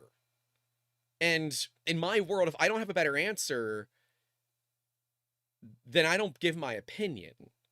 Because my opinion doesn't, if I don't like something for just the sake of not liking it, well, what's the point there? If you don't like it because you can clearly identify something that is wrong, then identify the thing that is wrong. The problem is the thing that is wrong here is not really able to be adjusted. And I've said for the longest time, like, oh, have we lost Grant? No. Oh, no, cool. You were looking down, I'm like, holy shit, he's frozen. Spectrum. No, my phone, see, I have the YouTube that's chat fine. up on my phone. I looked up to check, like, the MyMiniFactory again, because I do have good things to say about it. And then I looked down at you had unmoved, and I'm like, oh, no. Right. But, like, there are good makers on here. There's even, like, hell, I believe War Machine, the company that makes the miniatures War Machine, are on here making, like, updates and, like, variations of their own miniatures. And I would have loved to see Games Workshop put their older models that they're never going to make again. Like, there's, like, the old, like, pewter models on here, and they could paygate them. I would happily pay 60 quid for an original Land Raider, they'll never do it, like, model kit. Never do it. I'd pay that money. Not a chance. But they're never going to do it. The scarcity, and I think it's so short-sighted of them. The scarcity of the models is good for them, because it drives secondhand pricing through the roof, which doesn't necessarily give them any profit, but what it does is if they decide to re-release that later on, it'll drive a bunch of people that say, I want it. Yeah, as soon as you release the models for it, whether you have to pay for it or not, you've lost control of the IP. And that's something that was brought up many times during the live stream with MyMiniFactory, is like, how are you going to control the bad actors? And they basically said, we will do the best we can, but there's only so much we can do. There's only so many things you can do to stop somebody from paying money to download your collection and then uploading it for free, right? There's only so much you can do. And it becomes so tedious from everybody's perspective that it's like, well, there's not much we can do. And you know So, how you can compare and contrast this against something that does work in an ideal world? For MyMiniFactory, search in their search bar the word beholder, because that's a D&D term. Now, D&D never DMCA's people. mhm. People are more than happy to use the same terms for a creature no matter what. Well, So if you put in the word beholder, you get on the first page not a single duplicate maker at all. And there's a mixture, and I have set it to free and not. The first 4 results, 2 of them are free. One of them looks amazing. And then you've got a couple of paid ones with varying prices, from really cheap that looks great to really expensive that looks great. It's not a bad system. so okay. It Well, wait a shows minute how then. bottlenecked it is. So that then is it. The not showing you both free and paid, I can absolutely, I can complain about that too. I am happy to kneecap MyMiniFactory on that because they absolutely deserve it. But the fact that only one creator is mostly showing up under Imperial Guard, that's not their fault. That's the other creators' faults for not wanting to take the risk of getting Yeah. DMCA'd. So, do you hate the player or do you hate the game? I hate both. I hate both. I hate everyone. I legitimately screw everyone. I think if Games Workshop got off their laurels and actually said, you know what, we know you're gonna do it, so instead of just trying to DMCA every single one of you, we'll just kind of let you do it and we'll look the other way. I think people are gonna do it anyway. Dude, they'd be so much more popular. So like, if they and this is me knowing what Printables does. If they entered into a agreement, like how Philips did the releasing of the guards for their trimmer, if Games Workshop entered into an agreement with MyMiniFactory to release models like that, like their real models or accessories for their models that were like official Games Workshop stuff, do you know how much street cred they would earn? Right? Like that would be a lot. Huge. But instead they'd rather be the bad guys because they want the money. Oh man, I'm just going through all the beholder files now because you're actually getting all like, the different variations. Download, favorite, download. And I'm putting one in the chat. I am literally putting one in the chat now. This is one of the most gorgeous beholder models I've seen in a hot minute. Like Randy Parker says, only showing paid by default well done. is the opposite way of to do it. Bring people in with the free stuff and convert them into paid stuff. Basic marketing, advertise the lost leader.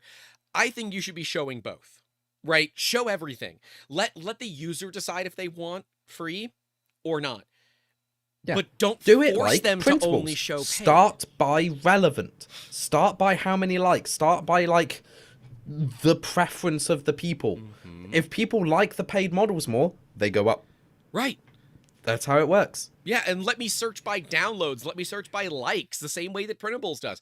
I assume that Maker World is similar because it's just green Printables, that IP blocks you when you download more than 5 models without using an email. Which is another thing I think that's so anti-consumer and anti-user and a data mining practice. Now, proponents of MakerWorld have said, well, it's because people were abusing their point system. Well, then fix your point system. Don't go anti-consumer on on downloading. Like, Printables will let you download. They'll ask you to log in. You don't have to. But you don't have to. But, I don't do it. I don't mind that you're going to say, hey, if you like this kind of stuff, make an account. Why not? Give it a shot. But not block me from downloading until I make an account. That's just being a dick. Andrew Rodder says, my question is this. Is Games Workshop basically basing DMCA takedowns on trademark or copyright? Trademark, they absolutely have to defend or they lose it. Copyright has no such requirement. You're totally right. They're doing it on copyright. They are doing it on copyright. I'm sure it's trademark. Because they don't have a trademark for the words Imperial Guard or Space Marine. They've tried it so many times, and even the UK courts were like, no, you cannot trademark the term Imperial Guard because we have our own actual Imperial Guard for the King and Queen. Just the King. There isn't a Queen right now. Well, when they change. Right. But the point being, like, we have Imperial Guard. But the same way that Apple... that terminology. Apple has trademarked Apple for computers.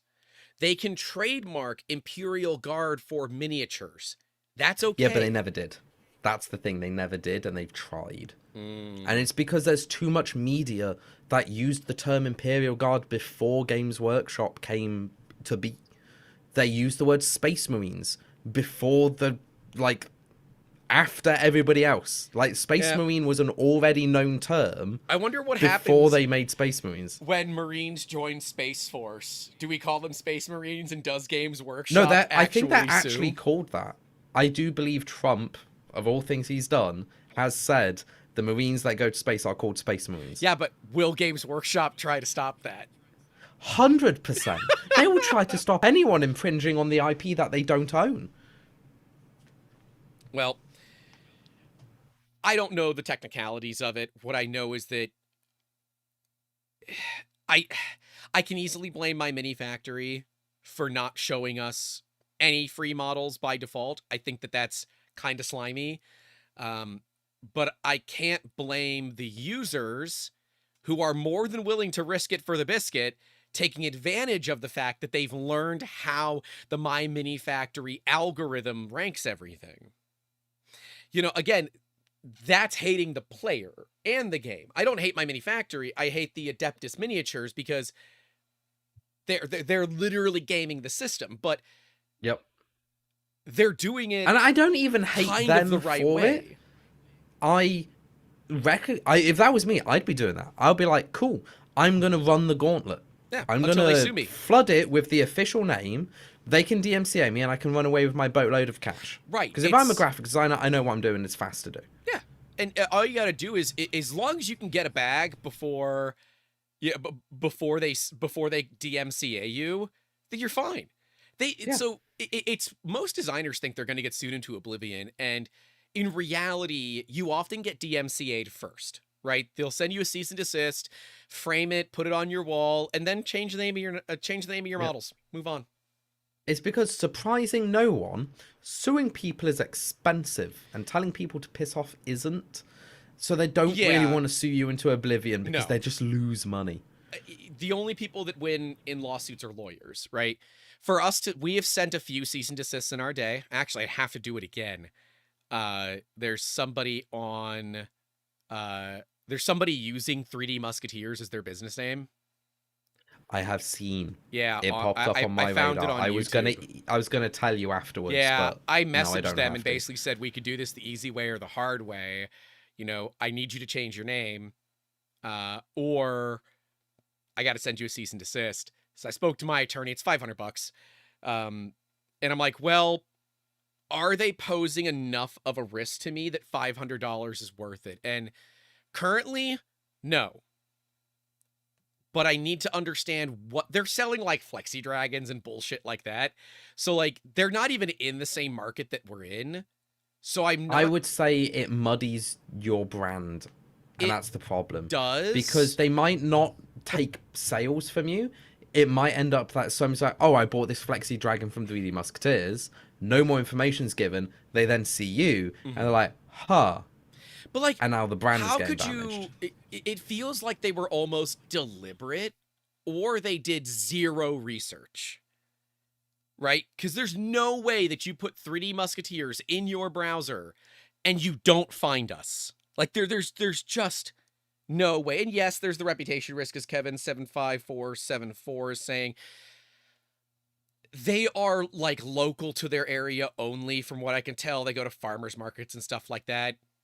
I'm not worried there. I'm more worried about the name association. I might be way too corporate for this, but I would be defending the brand with every weapon in my arsenal. Because I don't mind products get cloned. It's a mark of success. You've done something good, somebody cloned you. Well done. But if they clone my brand, oh my god, I'm taking you out back and giving you the 12-gauge lobotomy that you deserve. Like, come on. The problem you do not take the brand. It's the cost. It's the cost. What's it worth to you? Everything. Are the you willing brand to... is the... Dude, you're going to You spend can always 15, rebuild products, but you cannot rebuild a brand. That's why. Because if somebody, say, comes on, let's say a Chinese company comes on, or a Spanish company comes along, and they're like, we're going to make EU certified 3D printers, Construct 3D. It's going to look kind of pretty, but it's going to be whatever they do. I'm going to be fighting tooth and nail to litigate them out the ass, because it's so close to what we do, it will muddy the brand of what we do. And therefore, I'm now fighting whatever marketing decisions they make and the marketing decisions I make, so people know we're separate until they disappear. The easiest way for a company to protect themselves is to have their walled garden and nobody encroach. If somebody has the same name, they've got the keys to your door because you've got mindshare, and they're going to take the mindshare. Right. Well, it's fair. Actually, no, I'm searching for 3D Musketeers on YouTube, and I don't see them showing up anymore, so maybe they did change their name. But, oh no, there they are. Nope, they're there. They're the 3D Musketeers, and their logo is so close to ours, too. Oh, I'm going to have to Google this. Yeah. But yeah, I'm not a very I will sue people person. Like, I have patents in the 3D printing world. I've spoke to people about those patents. We aren't going to be enforcing certain patents on people where our lawyers have been like, you should do this, because it's against the ethos of the industry and it's against our ethos. I'd rather just give license agreements for free to people so they can keep doing what they want to be doing. But if anyone is like, I'm Construct 3D, no, you are not. I built Construct 3D. Nobody's going to encroach on that. And that is because whatever we do, it needs the protection of the brand. The brand at this point is basically me as the face of it. We have a lot of people behind the scenes, but as the face of the brand, people see Construct 3D, they see me on YouTube, they link my ethos and my willingness with the community to the brand, my safety focus to the brand. Somebody else comes along and they make an unsafe printer called Construct 3D. My reputation already hits the dirt. The brand's reputation hits the dirt. It's very hard to rebuild a reputation, especially if it's a cloned product as well. I can rebuild products. I can redo all of that. I can't rebuild trust. Trust is the one thing that's easily lost and hard to build, and that comes with your brand recognition. Nick 2024. I disagree, Jacob. You are the hair of the brand. Damn right. It's true. You do have the hair. Oh no, the 3D Musketeers logo looks almost exactly like yours. Yeah. That's intentional. It's pretty close. That's intentional. It's got the wisp and everything. You think? Yeah. The important thing is it's also pointing in the same direction.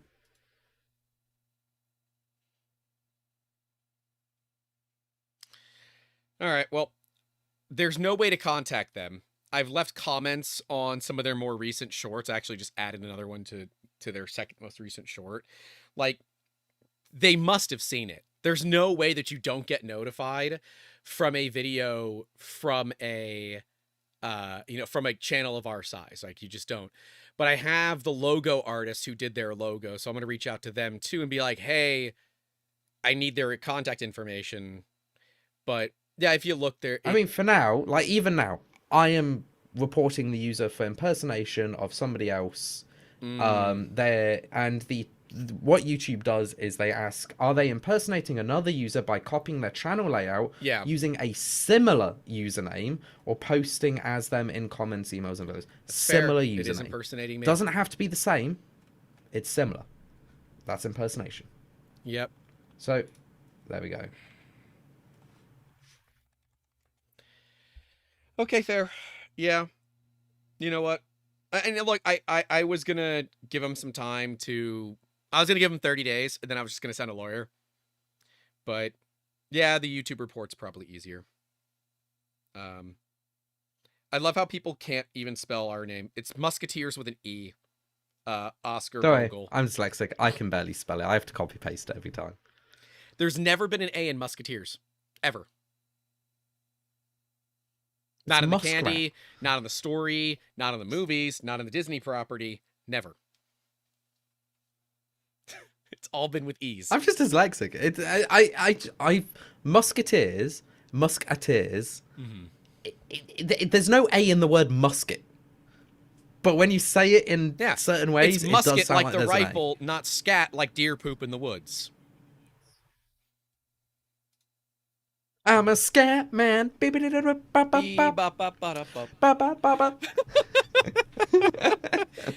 Yeah, look, I get it, and like, you know, we technically have a trademark and all of that, but there's also a point of, dude, the amount of money, like, they haven't posted in a long time either. Who knows if they're even still in business? You know, it's like, okay, there becomes a certain point where it's like, I'm going to spend thousands of dollars trying to, you know, go after them. And it's like, eh. Yeah, I would just, I'm not saying for people here to just spam report for the sake of it. Do it on your own time. If you believe it's close, use the legitimate system to do what you believe is legitimate. I am not calling for brigading. Don't do that. No. I personally think it's also illegal, isn't it? I don't know. Like, the UK laws are a bit different for that. Like, we can't dox people in the UK.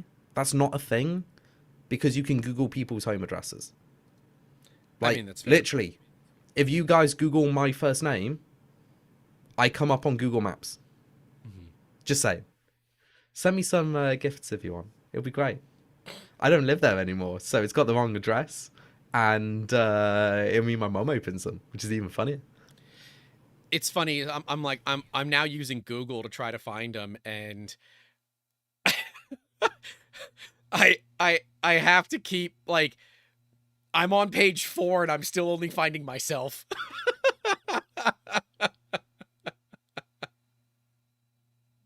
So this customer has now called me 3 times during this podcast. They're well aware of the fact that we're streaming today. I'm not answering your call, customer. I'm streaming. Leave me a message or text me if it's that important. Yeah, literally.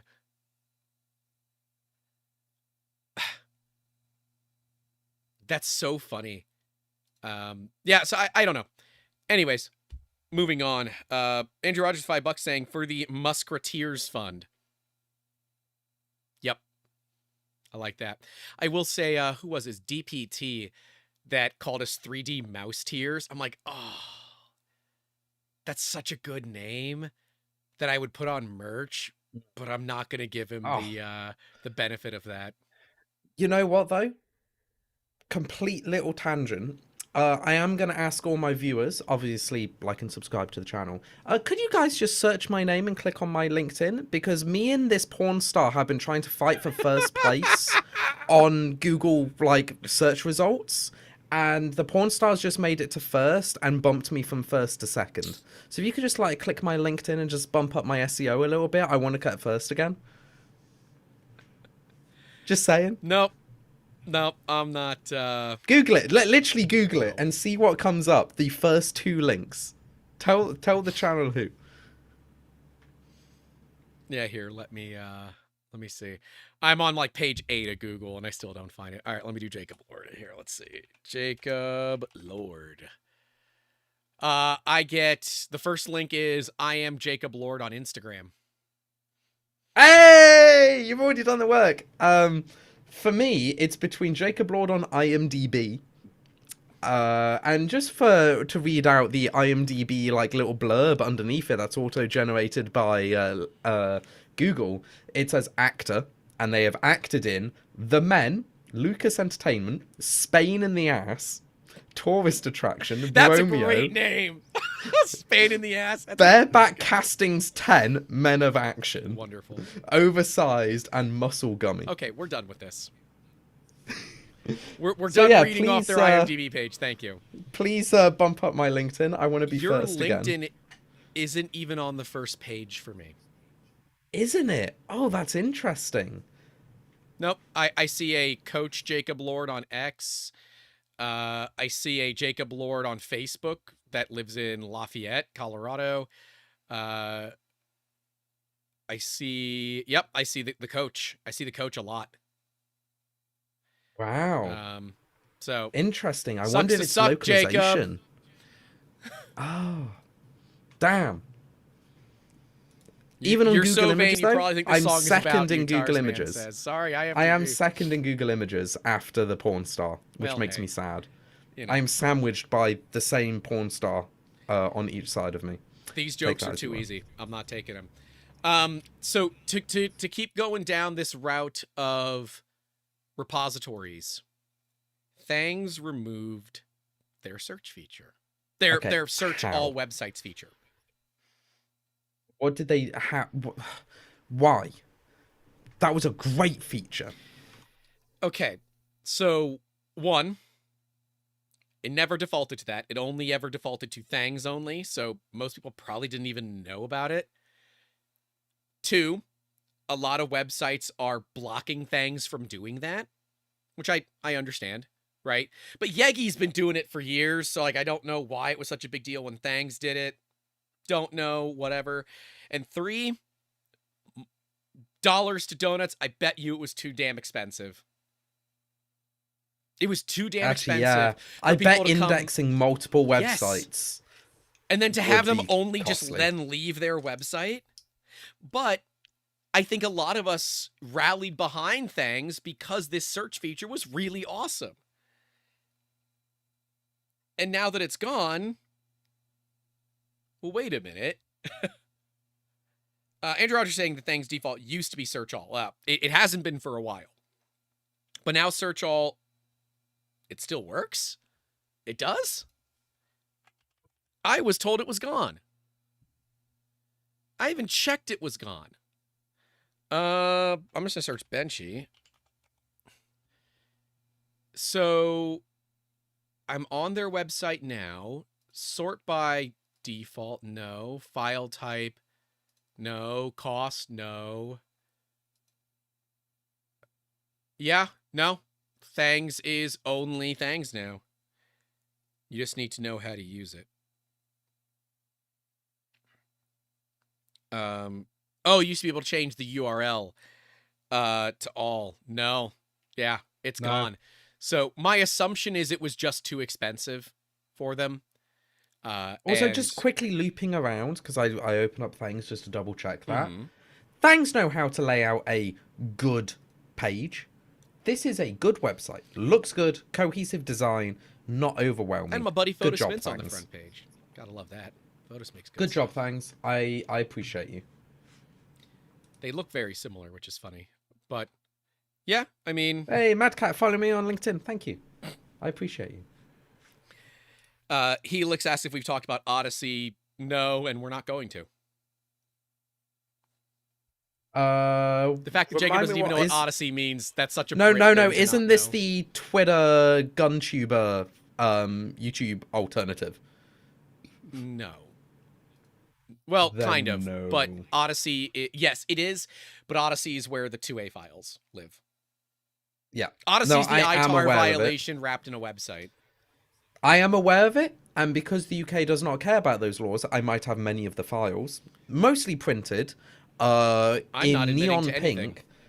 Oh no, this is even funnier. Because I run every Thursday a roleplay game. The last year, we've been playing Cyberpunk, and some of my players do not know when to shut up. So instead of giving them the talking stick, I printed the talking pistols. So they would have a baby pink or baby blue, blocked out so none of the bits actually work. There is an obvious fake. Glocks that I can hand to people and be like, you can now talk. Have the talking pistol. You're in a country where the first reaction isn't to shoot, so fine. But no. US people, don't do that. I don't care. I can spray paint the tip of something orange and it will still do damage. It will still do damage. I don't care if it looks fake or not. And I will tell you, if you happen to point an airsoft pistol at me and we're not playing airsoft, I'm not drawing an airsoft pistol. You feel me? I'm not gonna lie. I'm not taking the risk. I really want to start doing like weapon manufacturing just for America, because I want to see the bloody vending machine single-use pistol from Cyberpunk become a real thing. Just, it's a plastic body pistol. The magazine's pre-inserted. You pull out one of those little plastic tabs, like children's toys, that stop the battery from contacting. So you pull out one of them, it frees up the firing pin, and you've got one mag worth of a pistol. And you go blah, blah, blah, blah, blah, blah, blah, blah, and you throw it away because it's empty. That's it. I want to see that happen. And so Helix is saying, why not? I think it's a very viable topic. Repos most likely get banned or bought out. Mainly because as a professional business, we can't tell people where to find this stuff because it becomes a liability. It's the same way that when bars would hand out matches to people and they would put those matchbooks in their car and then they would go drunk driving. Well, now I know where you got your drinks from and I'm going after the bar for over-serving you, right? We won't be the place that you get that information from because there becomes, in my opinion, my non-lawyer opinion, an inherent liability associated with it. I will happily tell you, and Jacob will happily tell you as well, that you have a right to find these things, but we're not going to lead you to water. It's your choice to find the pond. Maybe that's where I lost all my firearms in boating accidents, but it's not our job to tell you where to find things. If you want to find it, there are plenty of gun tubers out there. My professional stance on this is don't do dumb crap. It's that simple, right? Whatever you want to do in your private time, make sure it's private. Remember, Bridgeports don't snitch, and your offline 3D printers don't either. Your offline slicers don't either. If you're worried about this, I mean, as don't use Pirate Printing says, Google is free. Exactly. Just use it. It's not hard. It's not a well-kept secret. I'm not going to tell people, go print an AR-15. That's a stupid thing to do. Don't do it. I mean, the lower. Unless you want to, because that's up to you and you have free will. Like you can eat your breakfast at night or order pizza for 4 in the morning. I can't tell you what to do. What I can tell you to do is at least look at the reviews, because you do not want to get a 3-star pizza at 4 in the morning. You will hate yourself in that morning. Just saying. Again, you all are welcome to do whatever you want. Be smart about it. Don't be morons. And generally speaking, if you are going to be printing 2A things, 1, know your laws, right? Unless you possess a federal firearms license, the firearm must be maintained in your possession. You cannot sell it. You cannot gift it. You cannot even will it to somebody else. You cannot do that. It must be destroyed upon your demise as a person, right? Further, don't be stupid, right? Like, I get it. It's fun, whatever. I've shot my fair share of 3D printed firearms in the day. I don't care. I care more about this as a free speech thing and a government overreach and like having to fill out a 4473 to buy a 3D printer. That's more what I care about. Okay. Which is stupid, by the way. Anyone in the legal system that is actually able to affect this. Do you guys want 3D printers helping your country? Because this is how you stop people from doing that. Well, it's just a matter of like, when is the NRA actually going to put money towards stopping this? That's all. Love them or hate them, they're the ones that are going to save this if anybody's going to save it. And I'm also a little upset because we've been making videos about this subject too, but no one's been mentioning us in any of the press about it. It's only been the guy who obviously has a vested interest in this not passing and Joel Telling. And it's like, well, what the hell, guys? I'm the resident Florida man here, okay? What the hell? But I mean, I'm not sure I'd entirely enjoy me being on American news, because that's kind of scary. Just saying, like y'all are crazy. Yep. Yeah, and it is because of the way that the Second Amendment was written. It is because of the way that people are using it. And I will point out that bad people are still going to do bad things, whether they're restricted or not. If they were going to do those bad things, making it illegal wasn't going to stop them. Going to be clear about it. The drug dealers are going to say, oops, they banned us to 3D print guns. Guess we're going to go file off serial numbers like we used to do. Oh, wait, that's also a federal crime. That carries a 10-year federal prison sentence, guys. Come on. You know what? Criminals don't care. Yeah. They're going to do it anyway. It doesn't stop criminals. All you do is you make it more difficult for law-abiding citizens to do law-abiding things with their machines. But as someone who, from day one, has told you to keep your effing machines offline, all I can sit here is to say, I told you so, I told you so, I told you so, you idiots. You thought that putting your machine online and allowing it to communicate to a cloud server that you don't control was a good idea. This is exactly why it wasn't a good idea. I'm right, you're wrong. Anyways, I'm moving on from this subject. But there are other model repositories out there. If you would like to find them, Google them. It exists. I know it's hidden underneath the bullshit AI like overview. Yep. Scroll down. Yep. Don't listen to the AI overview. It's bad. This is your daily PSA. AI overviews are not accurate. Do not trust them. Nope. Verify everything it says, and then still scroll down on anyway to the original. You don't want to read the AI overview. I mean, and Andrew Rogers agrees says, honestly, I don't think any of these bills will ever become law. I understand the concern, though. Totally understand. But the level that some creators are going through to bring attention to it when they have their own, like, personal interests and financial interests in the industry without disclosing it is unreasonably unethical in my personal opinion. And that's why we will not be recommending them, talking about them, even using their name here on the channel. Other than that one time we used it already. But yeah, but that was when I directly called them out, and I'm only going to do it once. And because I'm not trying to get into a fight here. I'm trying to tell people that when you see things like this, it's very simple. Follow the money. Where's the money? Go do your research on the people, and you'll find what you need to find. It's that simple. So this is where we land with these big changes in repositories. Thangs, I can see it from a business perspective. It's got to be. I like Thangs. It's got to be dummy expensive. I like Thangs a lot more when it searched other websites because it was really easy, but all right, boys, Yankees back on the menu. I mean, I really like Thangs because it's premium filament files. If I want something that's like designed by a designer, I know is going to print great, it looks great, and it supports an actual person, I go to Thangs.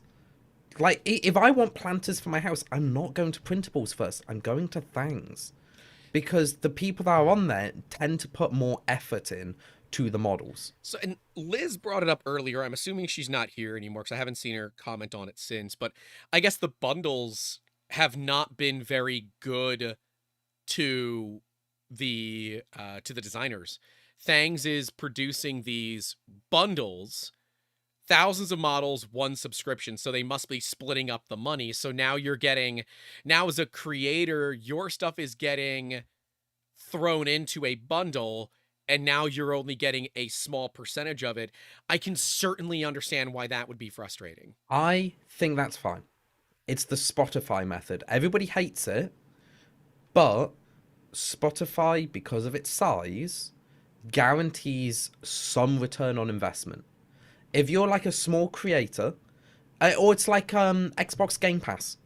Okay. If you're a small creator or a small video game designer, you have the option to sell standalone on the Xbox store, on the Steam store, and earn your revenue through actual sales, or you can give it to Xbox Game Pass or another like Game Pass subscription, and you get paid an amount which is going to be on average less than you could have made, but they spread it out there a lot more. Yep. There's only like a couple hundred games on the Xbox Game Pass, so by giving it to everyone for free, you guarantee a user base. But you're also and that makes it cheaper, but it makes you wider. Well, and I can see the same. Maybe. I mean, so it's a volume play. I don't know. And I know that Game Pass, just for anyone wondering, because they're gonna quibble me in the comments later, it works by download basis on the Game Pass. They get money based on the downloads, not based on just doing Game Pass. That's an interesting idea, though. And so the bundle's 15 and it could be the a same month? for Thangs. Wait a minute. Oh, God. I just read... Okay, here's the bundle. Access thousands of models with one subscription. Multiple designers, thousands of 3D designs, unlimited inspiration. What's included for you? Access to thousands of models, make up to 15 downloads a week. So it must be download-based then. Fresh content, new premium models for multiple designers added regularly. Discover and support designers. Designers get paid for every download. There it is. Want more? Subscribe to a designer's premium membership for exclusive content. 2 months free when you purchase an annual subscription. It is $15 a month or $12.50 a month with annual billing. I don't like that. I can understand. I'm okay with it. I'm okay with it in the same way that I'm okay with Game Pass. When people download something, the creators get paid. But I can only download 15 models a week. We're power users. How many people actually download more than 15 models a week and can print more than 15 models a week? Because you're not going to download 15 models and print one of them. You're going to try and print all of them. If you're doing planters and it takes 8 hours a planter, you're not going to have 15 variations of planters. You're going to have 3 or 4. The rest are going to be burnt. And you don't get reselling rights. Fine. This isn't a subscription for resellers. This is a subscription for yourself. You know where I could see this? You know where I could see this being really good? Kids. It's really good for kids. Yeah. It's really good for, like, you know, my first 3D printer or something like that, you know, where a kid has their first 3D printer. And then that way they're not, like, using mommy and daddy's credit card to, like, buy thousands of dollars in Robux, right? They're not just going through and buying all these different models. The subscription, it's a great idea for a gift, right? Couple of months given as a gift for a child for their first 3D printer. You're not locked in to doing this all the time. You can buy it for a couple of months. But I can definitely understand why designers might feel some type of way about it. I don't know. I think it's not a decision for content creators to talk about. This is a specific for the designer. If they want to do it, it's a bargain they have to make. It's the same with Game Passes. You have to make the decision. Nobody can tell you otherwise. Right. I know for me personally, if I was making a video game and it put a lot of effort in, I wouldn't use a Game Pass. I wouldn't sell it to Game Pass. But if I was making a smaller game that could become viral, I would put it on a Game Pass. Because more people downloading it means I get more money and people already have it for free. Does it mean I would have earned less if it went viral and it wasn't on Game Pass? Yes. But I'd rather have safety in quantity than risking it all for higher gain. I have to agree. Yeah, I do. And it's the same with this. If I was a designer, I would probably sign up for these subscription things. Because if I'm doing a good enough job, people are going to download my model. And it doesn't mean they have to use it. They can still download it normally anyway. In reality, not using the service kind of means you just don't earn as much money. Because if people are using the service and you're not on it, that's fair. Then you're not going to get the download. Thanks gets all the money. And if they aren't using the service, they're just going to buy it from you anyway. Just use the bloody service. There's no downside. I can certainly see how this could give you access to see people's paid models if there's value to it. Yeah, it is Game Pass for 3D printing. That's what this is. Yeah. But yeah, the 15 downloads a week is kind of odd, but that's fair. The vast majority of people, 60 downloads a month for 6, right? Is that good math? Yeah, 60 downloads a month for $15. So on average, you're looking at 25 cents a model. That's nothing. If you're really good at it, in theory, you could get your money's worth out of it. But then, okay, 25 cents per model. What does the designer? Does the designer get 10 cents out of that? Does the designer get, 20 cents out of that? Like, dude, that's gotta hurt.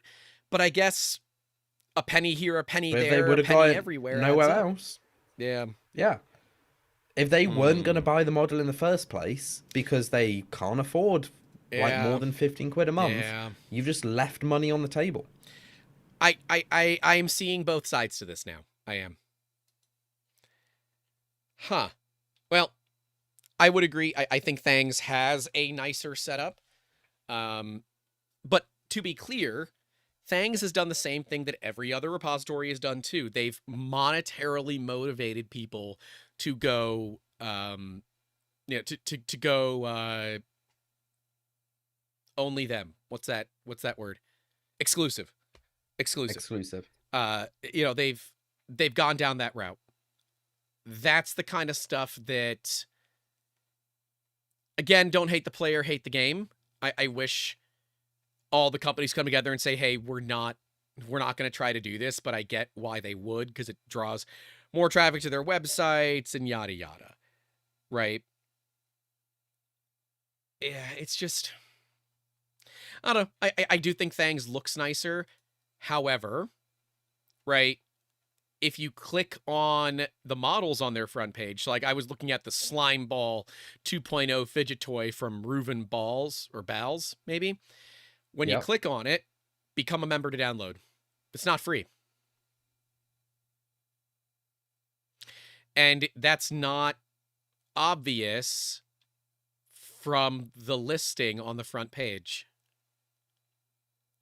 Yeah. Same thing with like the Cinderwing, the Tiny Clover Dragon. Purchase model for $3.50. Add download a cart, or the buy now, single click buy now button. Why does it not tell me that there's a price to it? Again, like I can sit here and nitpick UIs and UXs of companies all day, but at the same time, my UI and UX of my website sucks, and we're currently working with designers to fix it. So, like, I don't know. I've ever since Printables got that full refresh, I've been using Printables pretty regularly. The ads kind of bother me, but I get it. They have to pay for it somehow. But if it's paid, it's obvious. If it's locked behind a subscription, it's obvious. Right? I don't know, man. Every single website has its own freaking problems. Yeah. I will say I do like Thangs a lot more than MyMiniFactory. It's less overwhelming. Just from a searchability. It's less overwhelming. An overwhelm. Also, there's a big difference. Thangs has photos of parts. MyMiniFactory has grey 3D renders for their default. I would love to see, printed models only, like physical, like no AI BS, no renders. And Printables is doing that now, model, too. Take a bloody picture, paint them if you really want. Just don't have every page be grey model, slightly coloured background. It looks sad. Yeah. It's so sad. Tulsa Skin is asking any tips or info before I put my diamond back in my Core 1 today. No. Be careful with your thumb screws, obviously, on the Core 1. Loosen them, but when you go to tighten them, don't reef them, because you'll bend, you'll put a dent in the heat break. So, just beyond like a quarter turn past where it stops, like, where you're just kind of lightly spinning it, that's all it needs, if that, right? Otherwise, yeah, it's fine. Dreams Void said, don't forget to calibrate your nozzle offset. You don't need to do that. It's Core 1. Nozzle probing, homie. Doesn't matter. It'll work perfectly. John S. says, I almost never download a model that doesn't have a real photo. I agree.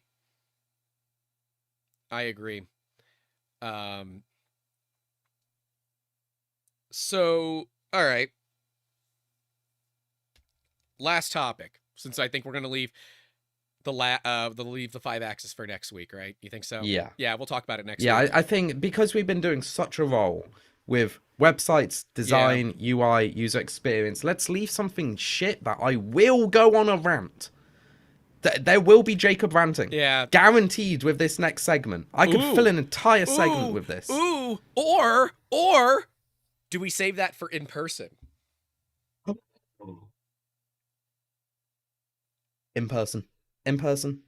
Because I'm announcing a product. So I can show what a real product announcement looks like versus a fake one. And yes, the John S. the 5-axis AI 3D printer thing.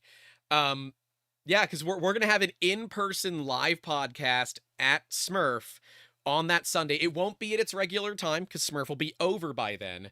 So it'll be much earlier. Sorry for those on the West Coast of the United States. Wake up early or something. But we will be doing live streams both days at Smurf to raise money for the Sanjay Mortimer Foundation, where I'll be putting my body on the line both days. Jacob will be doing it on day 2 with me, where we do a live podcast. We might also bring in live guests too. I mean, it's going to be a single camera setup. We'll have to share mics and all that, but there's no reason we couldn't bring another person in. Are we doing donations to make us eat some of the hot sauces randomly so we just really do our topics while dying? Things, do you? No, I don't. I've been so under dying with illness, releasing a new product. Yes, the Just Giving page is in the description. It explains everything. Brilliant. So, dice rolls. So we'll have 6 options, 5 hot sauces, 1 mystery. The mystery is crowdsourced from people all over the world. So please bring some things. So I assume you're going to bring some Twiglets or something like that. Right? Is that what they're called? The hell are they called? Yeah, Twiglets is a thing. Okay. I love them. So Grant hates them. I am told that Olaf is bringing Vegemite just for you. But make sure that you put on there food allergens and things like that, just in case. But so there's going to be 5 hot sauces and the mystery grab. The mystery grab is going to be a bowl full of pieces of paper. Pull it out, whatever's on it, you got to go for it. Unless you're allergic or dietary restrictions or all that, then you go back for another dip.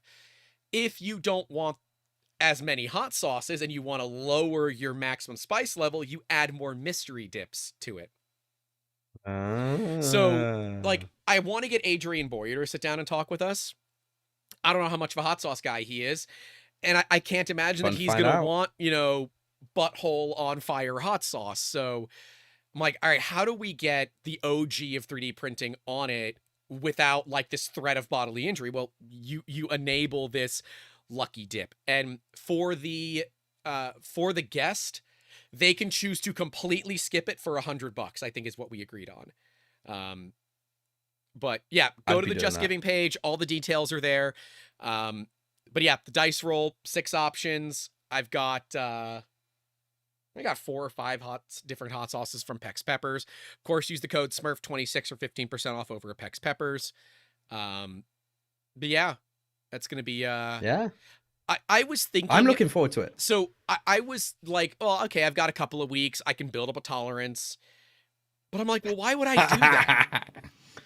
So you gotta go in war. That's what I'm thinking, right? People want to see me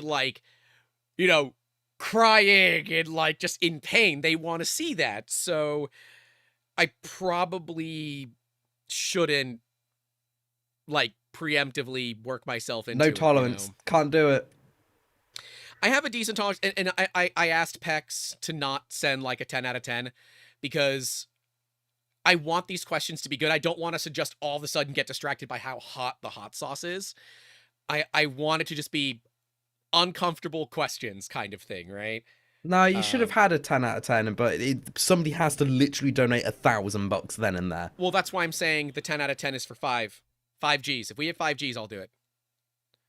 Make me suffer at 5 Gs. No. There also needs to be an instant button press version. No. Not just everyone can crowdsource it up. Nope. There needs to be somebody that walks in and be like, now. Nope. Then if you want that, then donate $5,000. I could have got $5,000. Well, then you don't get it. Somebody donate $5,000 for me. Then you don't get it. I mean, look, we could be at 3 and then someone throws 2 into it and then I got to do it, I'm not going to sit there and just let some whale, make it painful the entire time. I'm going to make you all work for it. Because again, every single penny that comes from this goes directly to the Sanjay Mortimer Foundation. We are not taking a dime. No donations or anything like that to the channel. This is all to raise money for charity. We are using our channel as a way to help raise more money for a charity that we believe in. And I understand that as someone that has a background in fundraising, it's way more fun when someone who has that public exposure goes through a little bit of public embarrassment, if it will. So, we shaved my head 2 years ago, pie face last year. So this year we are going to get a little bit of heat in the hot seat. Dreams Voice said Joseph would skip the queue. As far as I'm aware, he is not confirmed for Smurf.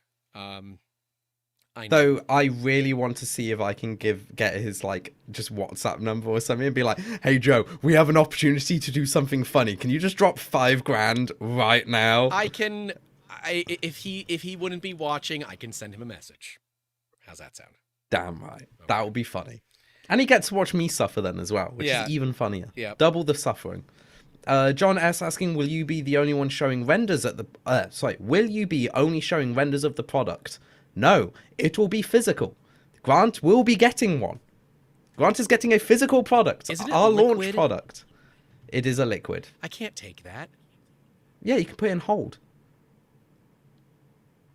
I don't want to carry... You're putting stuff in hold, right? Mail it to me. All right, fine. I will see. Because I'm bringing 8 pounds of hot sauce. I can give you one. We'll figure it out. And you can open it on stream, then give it back to me. I'll repackage it, and then I'll ship it to you. We'll figure it out. Yeah, we'll figure it out.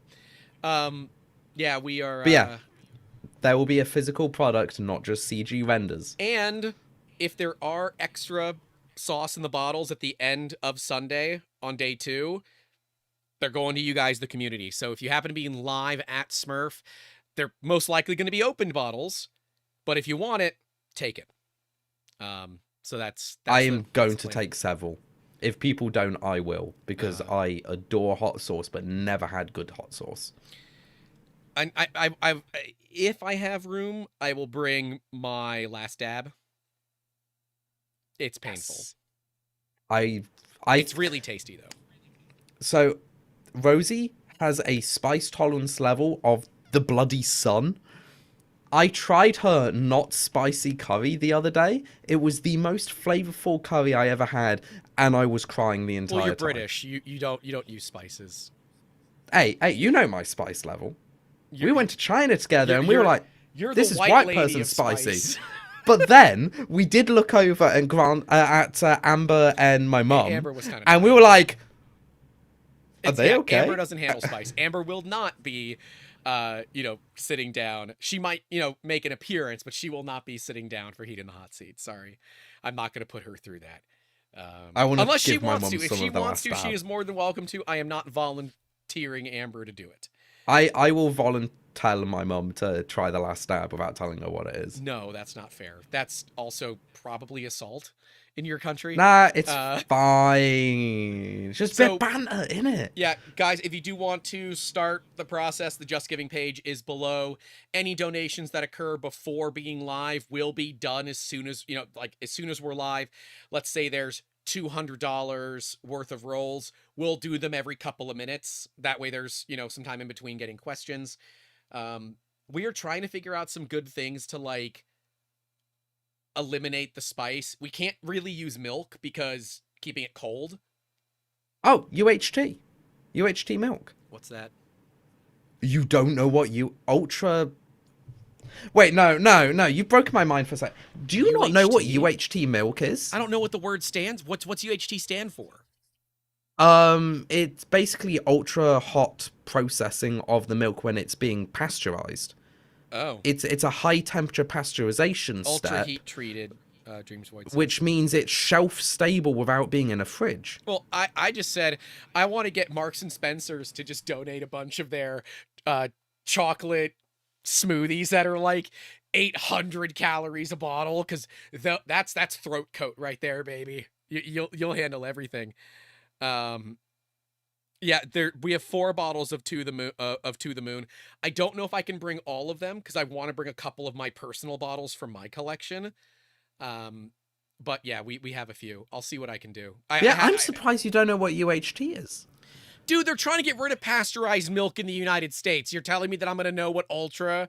Okay. So you know when you go to like a Premier Inn and they've got those little milk packets? I've only been to one Premier Inn when you put us up in one. Fine, Holiday Inn. They don't do that. It's cold milk. So you've never been to a cafe and they got little milk packets on the table? No. What? They have UHT. Your country's backwards, man. We got milk in packets. What's it called in the US? I want to know what it's called in the US. Because, like, to be clear, I'm not a big milk person. I'm, like, mildly lactose intolerant, which reminds me I should get some lactate. Which is even better. A lot... No. One of the UHT milks you can get literally from every store in the UK. Coffee creamers like that. It's a dairy... No, coffee crema is different. No, it's dairy. Crema is different. Doesn't matter. Crema, very different thing. Very different. Okay, it's called ultra pasteurized. Okay, I know what ultra pasteurized is. Okay, every diner has half and half. That's in packets. Yeah, but that's creamer, isn't it? Half and half. Well, that's no. Okay. Well, might be, but no. Half and half, then yes. Okay. All right. I got it. Yeah, bottle of vodka. I would be so drunk by the end of that stream, and nobody. I've never been drunk before, and I'm like really worried that I could. There's like all these different types of drunk you could be. I'm like, what if I'm the bad type of drunk? So I've never been drunk. Oh, we gotta find out.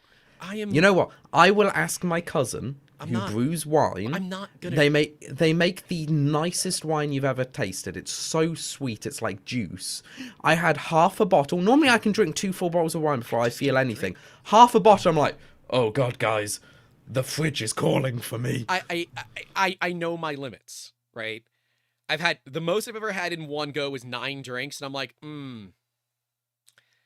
that's starting to hit. I think we're good. And I stopped. And these were liquor drinks. These weren't like 9 beers. These were liquor drinks at a party. There's only a year and a half, 2 years ago too. It was very recent. But yeah, whatever. I'm not gonna get too deep. Let's do our last topic. This happened this week. Printed Solid, who is the filament sponsor of this show, and if you want to win some Printed Solid filament, now worth more money.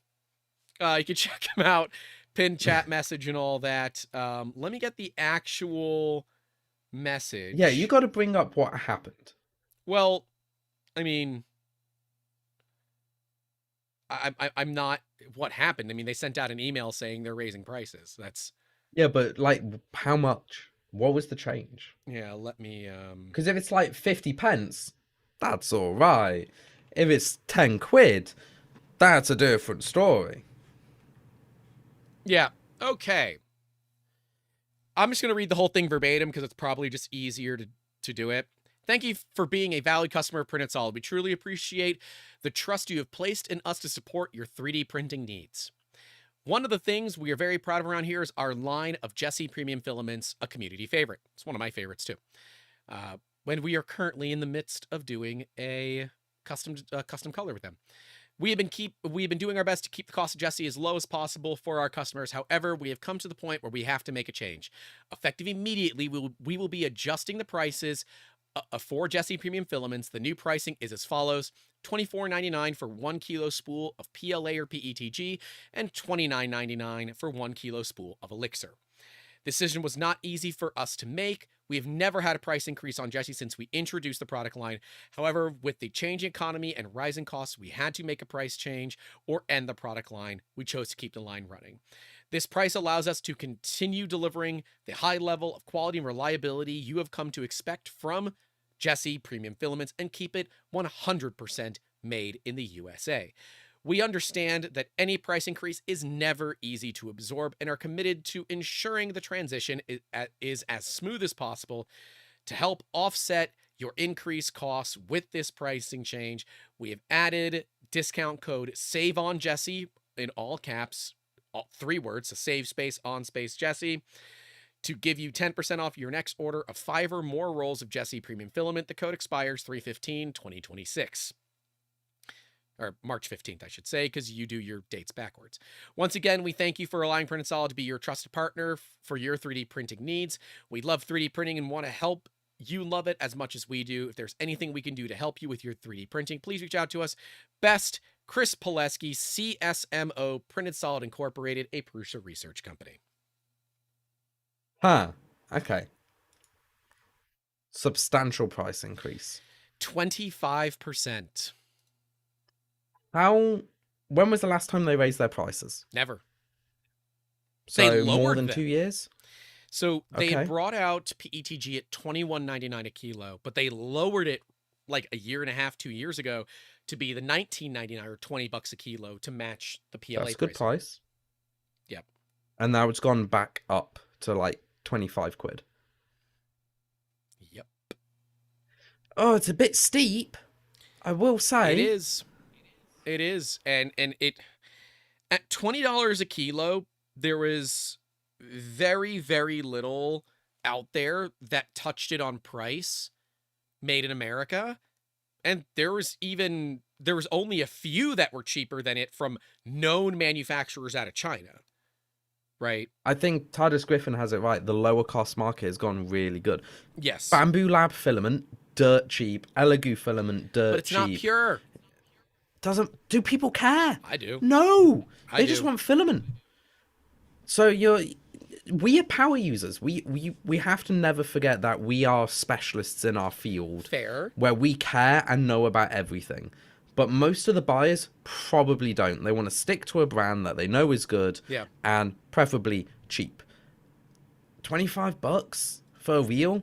That's getting up there when you can get $12 to $15 for a wheel.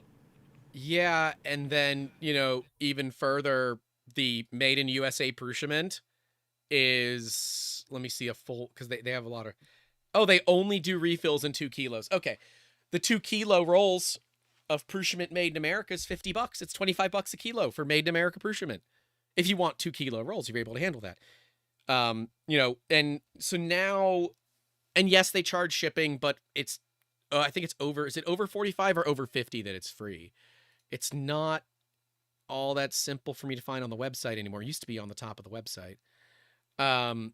But they do free shipping over some. I think it's 2 or 3 rolls gets you free shipping.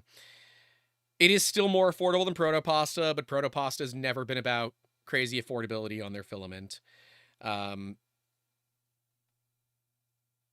It's like, okay, it sucks, right? Because a 10% increase, I can understand. 25%? Well, I could have gone away with 15 and been like, it's an inflationary increase for this year and next year.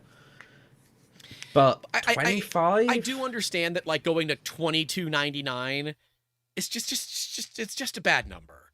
It's just a bad number, And now with, I don't know, man. It's like, I really do love Printed Solid. I love their filament. But it makes them considerably less competitive in the industry. So Polar Filament's going to be one of their biggest competitors. They are now more expensive than Polar. Now, Polymaker's kind of right in that same range, but some of Polymaker's made in China, some of it's made in America. It depends. There's Xyltech, which is cheaper. Xyltech's always been cheaper. They recently moved to Made in America, but we're not certain if Xyltech is re-spooled in America or if it's actually extruded in America. So we're not certain on that. Big difference. Yeah, we're not certain there. There's Push Plastic, IC3D, Atomic Filament, American Plastics. There's so many USA manufacturers, and unfortunately, Printed Solid just kind of priced themselves much higher on the tier. And they make good filament. I've talked about it before. We wouldn't be working with them. We wouldn't go visit them like we do. And they wouldn't be sponsoring us if it wasn't something that we used every single day here in the shop. But at $25 and $30 a kilo, now there's decisions that I'm like, do I need this? Because a $20 bill from a business perspective is throwaway. $20 is Yeah. like, oh, I'm getting down to 2 rolls of Soul Black glitter. Let me go ahead and order 5 more in. Well, now I'm going to wait till I'm down to 1 roll, and I'm going to maybe order 4 rather than 5. It changes. I mean, literally, I was getting 1 more roll for free when I was buying 5 rolls. Right? So now the same price of 5 rolls is now only 4. It's a bummer. It is a bummer. And the effective immediately thing, I think, is what stings the most for me. Because, like, give me at least a week so I can clear out your inventory. Give you a chance to put a pre-order let me like, clear out your inventory. And you know what really sucks? I just sold some of our inventory to somebody at and I bet that's at a lower price. Because, like, they're like, oh, yeah, we just bought a printer. We need a bunch of filament. I'm like, well, we don't normally do it, but here's kind of like what we can get rid of in our inventory because it's been sitting on the shelf for a little bit. And I didn't place the reorder. Damn. Yep. So I actually lost money on that deal. Damn. Is what it is. And yes, Net7 Ruin says it's approaching atomic filament pricing. And to be clear, I still think that atomic filament Starry Night is my favorite color of any filament. It is a dark, translucent blue with silver metal flake in it. It is so effing pretty. It is so pretty. I love that color. It is my favorite color. But at $33 a kilo, it's a choice. It's not something that I just gravitate toward because it's affordable. And so it's like, okay, if you can handle 2 kilo rolls, help me out. Why would you buy Jesse if the same colors you wanted are available in Made in America Prushiment? Yeah, it's hard to say. I'd rather get Prushiment. If Prushiment is, I think, 1 penny more expensive. Yeah, it is 1 penny more expensive. I trust the brand of Prushiment a lot more than pretty much any other brand. And that's the problem. Prushiment has very good market value. The brand recognition. And I don't even know if it's true or not. It doesn't matter. Because they sold me the brand that Prushiment is high quality. So I'm going to trust it's high quality. Even though, like, hell, I know the guys at 3DQF. I use them as my primary filament supplier. Yep. I know the exact blends that they put in. We've talked about it. I even know, like, the extrusion temperatures. I know their pressures. Even them, bearing in mind, like, this isn't to, like, diss them. I actually think they're one of the best brands on the market and they're really undervalued. I know everything about them.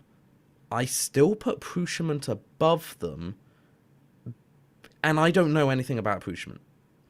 And that's just the brand recognition working. Well, and I guess if you don't care about colors, the is the litho. Ooh, I think the Lithopane bundle hasn't been updated on its price. The transition spools are still $20 a kilo.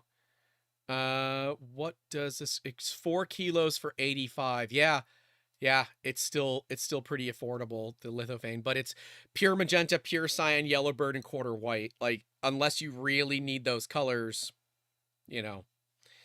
But yes, as Andrew Rogers says, Printed Solid uses the same raw stock as Prushiment.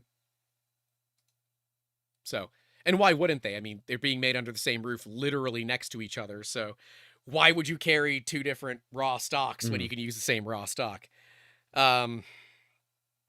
And yes, as Matt Weber says, that doesn't mean anything when production QC and such is what matters. It's true. And to be clear, if you do order the 2 kilo rolls from Printed Solid, they don't have the perfect winder for the 2 kilo rolls. They are not perfectly wound. So if you're looking for perfect wind filament, you don't get it. Okay? Hot take. Sorry. Hot take. You don't need perfectly wound filament. I know. As long as it's not tangled, it's completely fine. But it is kind of nice. It's like, I don't care what it looks like as long as it comes off the spool fine. Right? You know what I love about Prushiment reels? Is that I can just take the filament out and put in any of the holes on the reel so it doesn't get untangled. That's is like nice. The ultimate thing. That's all I care about, really. The fact that I can just pull it out, put it in. I dare say this because I've had such a hit and miss like usage reputation with the UZY filament company. But they use the same like spool design where it's just hexagon pattern with holes in it. It's good. I like it. I've been using a lot more of their stuff, and once I realized they've done some weird blends, I've been able to really dial in their filament, and it's been working great. But so I love the reel. The spool is great. Tilted my camera up. I guess I can show it on camera too. So I recently found. Oh, that's a fibrology roll. It's Sunlu. Really? Yep, this is Sunlu, and this is a 3 kilo roll. It's not a 1 kilo, it's a 3 kilo. So very similar with all the holes.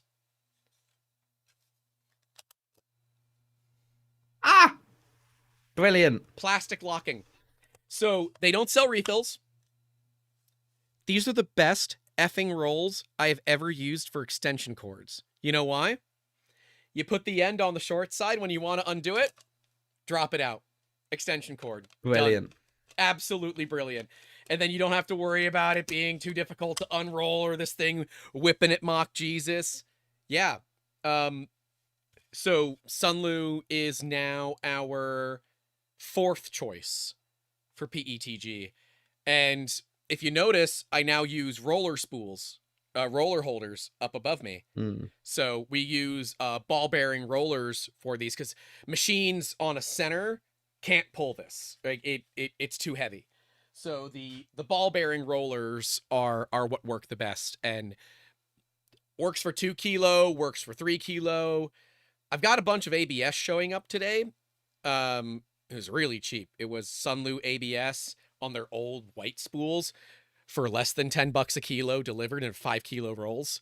So I'm like, ooh, HT90 food, to do just like personal projects and stuff like that. But because like there's no warping, no warping at all. Huge ABS parts, 0 warping. It's awesome. But it does like this price increase kind of hurts, right? I'm not going to stop supporting printed solid, but it's now less of a, you know, throw my business credit card at it, buy now. It's now a considered purchase. It is more of a considered purchase now. It's a bummer, but I get it. Costs of everything are going up, and the cost of people is going up too. And I also really have gotten used to these Sunlu 3 kilo rolls, and not having to switch out rolls is really nice. Like the custom color we're doing with printed solid, I'm like, all right, how difficult is it for you to wind me larger than 1 kilo rolls? Because the bulk of the pieces that we print in are over 1 kilo each. And the thing I don't like doing is having to wake up in the middle of the night, go to the shop to switch out the spool. And I don't want to switch it out before I go to bed, because then I have like half a spool now that I'm going to end up with like a bunch of partial spools. I don't want that. It's a pain in the ass. So I'm trying, but we are working on a custom color. It's basically quarter white, their PLA, which is white PLA with a quarter of the colorant, but PETG. Ah, that'll be nice. It's closer to a half white from what my testing has shown. I don't have it. It's sitting in the HT90 right now. It's not like been running in the HT90 because I need to really abuse the HT90 to get a good understanding of it, a better understanding of it. But yeah, we're working on that custom color. I'm like, oh, now that custom color just got more expensive. So I might be like, hey, how many rolls do I need to order so I get my old pricing? Yeah, I feel you. And I really feel you. To be clear, and this is something, and it's why we work with Printed Solid. I have a code for Printed Solid that gives me unlimited filament. Whatever that order is, it's free. I could use it, but I don't use it for my business because the business makes money. And I should not be taking advantage of someone giving us filament for the YouTube channel or filament to give away when, you know, I'm using it for profit. That's not how this works. So, yeah, it's a bummer. I get it. Their new facility is massive, right? So there's a part to that as well, the huge facility. But yeah. People are speculating regarding if this is why Dave left. It's hard to say. We don't know. Yeah, we don't know.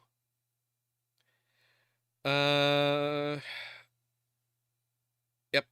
Yeah, I'm trying to think of what I can say and what I can't say. We don't know. We don't know is the best answer. Is don't say. Yeah. We don't actually know.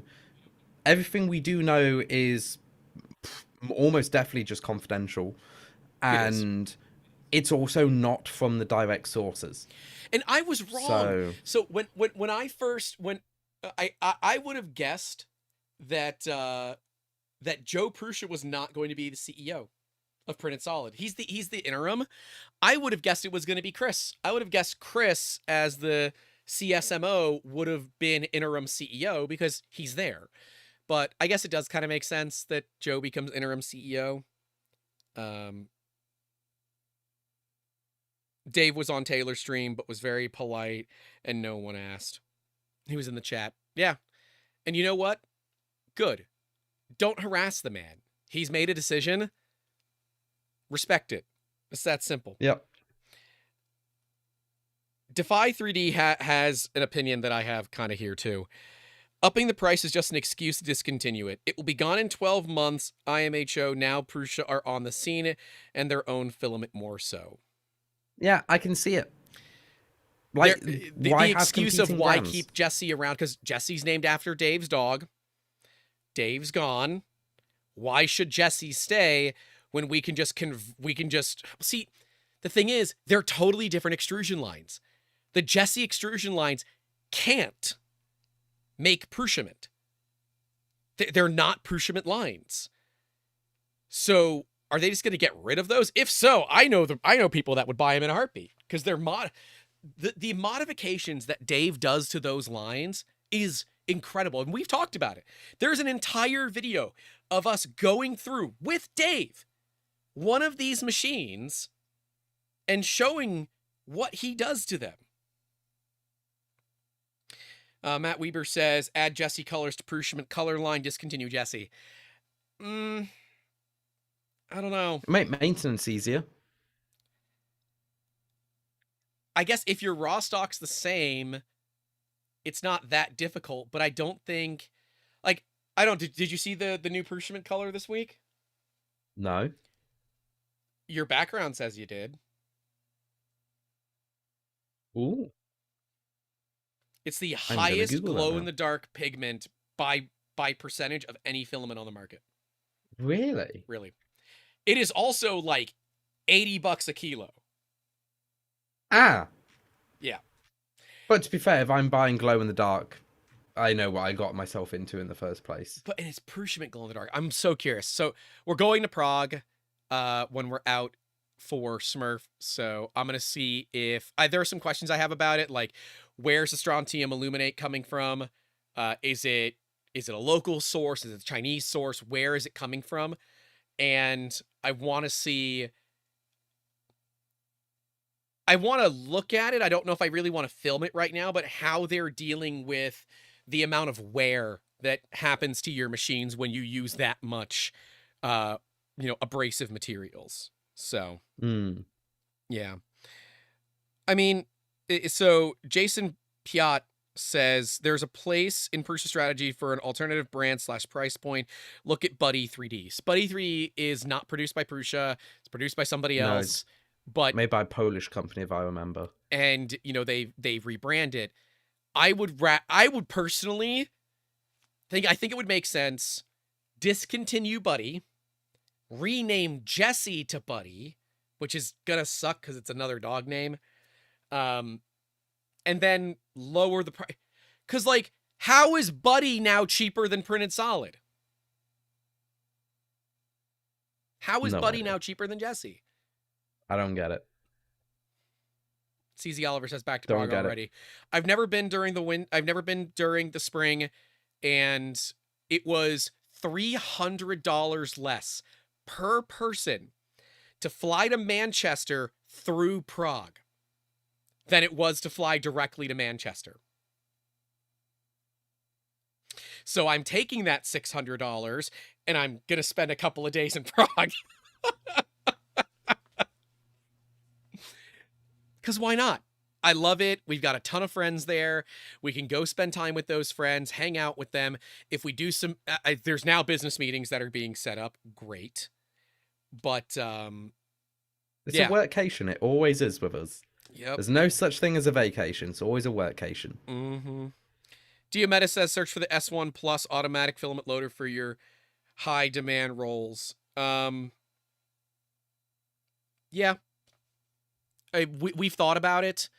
I know Big Tree Tech is coming out with one. There's another one on the market. I know Mello has one. I need one that operates on its own, and I think the Mello one does.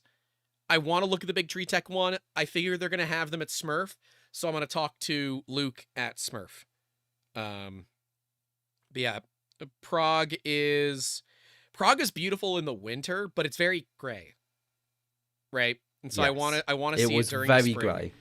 Gorgeous, but gray. And if I have to fly through there, so like we're flying to Prague, getting our bags, going right back in, getting on a Jet 2 holiday over to Manchester. So that's how we're doing it. Should be good.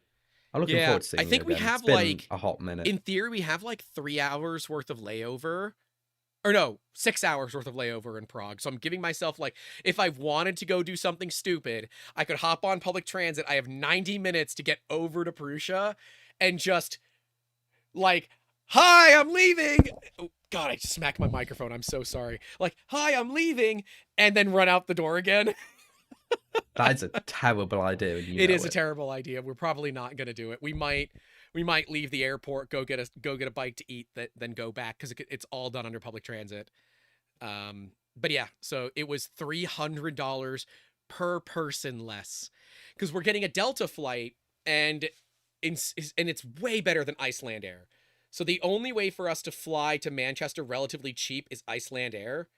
And we had such a bad flight with them last time on our way back from, I think where was it? It was after Form Next. We flew Iceland Air back, and it was terrible.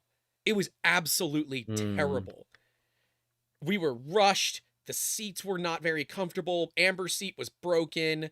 They almost never run the AC on the planes. I'm okay with that, but it gets a little hot even for me. I'd rather fly Delta. The two of us to Prague on Delta from Tampa. Iceland Air, I got to go to Orlando, which is an hour and a half away, and the parking's more expensive, was a little over $1,000. Oof. Total. Oof. Round trip. That's not bad at all. That actually, no. The moment you said round trip, I'm like, yeah, it's not, and it's Delta. That's 500 quid. And it's Delta. That's pretty good. We do have one layover. We have a layover in Amsterdam, but it's like a 2-hour layover. No big deal. Yeah, and now TSA pre-check and global entry are off because of the shutdown. So going to Orlando does me no good. So I can save 2 hours on my drive time. And I get to go to my local airport, which their economy parking is covered, which is much my preference. Sounds good. Rosa Braga says, as a native Icelander, Iceland Air sucks. Yes, they do, but they're cheap. And when we travel and we don't, like, the trip to Smurf is not sponsored currently. We are accepting sponsors. If sponsors would like to pay us to go to Smurf, we would love to have sponsors assist us in getting there. But if we don't have sponsors, even if we do, I still try to book the cheapest flights I can. Right. But there is a certain level of my comfort as someone with a bad back that I have to consider. And this is it. Not only did I save $600 by flying Delta, I know Delta's going to be a better flight, and I can get trading cards on Delta. That is true. I love those trading cards. I got to sit in a cockpit of an airplane last time. Look. Okay. You have yours on your desk? I have my trading cards. Nice. Hey. Nice. I'll see if I can get you some from this one too. Please. But yeah. I have a bit of the plaintism if people couldn't tell. 3DP Iceland says, can confirm, I'm from Iceland. Wouldn't have guessed. And Iceland Air is pretty lame. Going to Reykjavik has been beautiful both times. We've never stayed long enough for it to matter, right? We've just been on a layover, but we get to like step outside for a little bit, and it's beautiful. But yeah, going home from Germany was so stressful. We had an hour to get through customs. We made it, but damn it, we were running. And I don't like that. So, nah. So, look, don't moan. My train fare to Smurf feels like an airfare price. West Wales to Manchester is far more expensive than it should be. Defy 3D says. Look at a cheap flight. Yeah, then. it's way too expensive. Look at a cheap flight. Grant, this isn't America. We don't have cheap flights. You have Ryanair. Shut up. You have cheap flights. No, we don't have intercity flight. That isn't a thing. Isn't a thing in the UK. If you're doing that, you're rich. You could fly from Birmingham to Manchester. It's like $200. Well, the train will be like 85, which is still way too expensive for a train. It's a time thing, though. It's a time thing. But then it's also Ryanair, and they're going to charge you for everything, so... Which is why we chose Jet2. We could have flown Ryanair for less. I'm like, nope, I'm not going to deal with the people sizing up my bags. Nope, F you. Not doing I still can't believe I was scammed by EasyJets leaving Prague. Yep. I checked the website. It says free included bag plus 1 luggage bag. And they're like, oh, the free included bag is a typo. I'm like, no, it ain't. What the hell are you playing at? I would have gone. Like, well, if you don't pay now, we're throwing your thing out. I'm like, I don't care. I'm paying it. I'm getting on this flight. Matt Smakerspace says he's paying 65 quid for 2 days parking for Smurf. Jeez. Oof. You're paying. Just find an NCP car park. Your Airbnb was a good price. We're staying at the Maldron. It was the one we stayed at last time. Got a decent rate. I think I was pretty happy with it, given how long we're going to be there. About $100 US. I've got free parking as well. Do they? Yeah, got free parking with it. Oh, I do? 40, but no, me. Oh, you do. You should have free parking. Maldron always has free parking. It's attached to the hotel. I'm not driving. I'm just going to walk everywhere. Ah, fair. Yeah, we're going to fly in. I get free parking for 40 quid a night. We're going to take the train down, and then we're going to go to the hotel like we did last year. It was great. Yeah. But yeah, I understand why Peninsula did it. Their new building makes sense to me that, yeah, you got to raise rates, but the back of my mind says, wait a minute. Now it's just as expensive as Prusament. Is this the slow... I'd rather buy Prusament. The slow, like... Well, you have very few colors for the Made in America Prusament, so you're very limited. But is this like the slow wind down of Jesse that we're seeing? Probably. It's the sunsetting of a product. I would love to see Prusa bring out elixirs as well. That way you in the EU could get access to much better silks. The elixir line is so much better. But yeah, it's a bummer. I love Printed Solid. So like I'm very conflicted on this, right? But it does go from like while I'm at it, I'll just buy this to, okay, I just got to be a little bit more careful. So that's all I got, man. That is all I got. It's been a good one today. I am looking forward to having the Lord lecture on another fake Kickstarter in person. Yeah, I'm probably dying with hot sauce. Yeah. Well, and that's why it'll be way more fun to do it in person. That's it. And CZ Oliver, DM me on Discord. It's just at 3D Musketeers on Discord. Let's see if we can get together when we're in Prague this time. Take us, show me somewhere interesting when we're in Prague. I don't know. Take me somewhere where tourists don't go, which you think is super cool. I'll pay for it. I don't care. But I always like when locals, like, they're like, oh yeah, let's just go this. I'm like, all right, whatever. It's an adventure. Let's go. Yeah, DM me on Discord or something. And I'm still waiting for Silver Fox. I'm still waiting. Look at this. Look at this silk. Look at how pretty that is. That's gorgeous. Yeah. Yeah. We made this like 3 years ago, dude, or 2 years ago. Look at that. Now you've got me thinking about all the cool places we went to in Prague, and I really want to go eat more more food. It was so good. So good. Sorry. The flight isn't that expensive, I can tell you when... Oh, no, you've got a thing. You can't go. You've got a military thing. Yep. So you can't Gotta go with NATO. Yep. All right. Doing a cool-ass thing. Let's end this. Let's give away some filament, and we'll send these people to go hang out with Mr. Steve Builds. Certainly. If you guys haven't, please, enter in there. If you do win in the UK and the EU, we will get you a roll of filament from 3D Prima. Because Glenn hasn't agreed to it, but if he doesn't, I'll pay for it. Or we can take that money and donate it directly to the SMF in your name. Or I guess, yeah, and we'll do it for the lucky, for the thing. Or you can get a shirt if you prefer. So it's up to you. Enter anywhere in the world. It is mostly for printed solid here in the States, but I'm not going to limit it now that Glenn is around. So, yep. Jacob, you want to take us out or you want me to do it? Certainly. So remember, everyone, like, comment, and subscribe to this video. We do this for free on YouTube, and pressing the like button doesn't cost anything. Next one should be quite a good one, because there's going to be a rant in it no matter what. I can guarantee that, especially the one in person at Smurf. The next one's not in Smurf.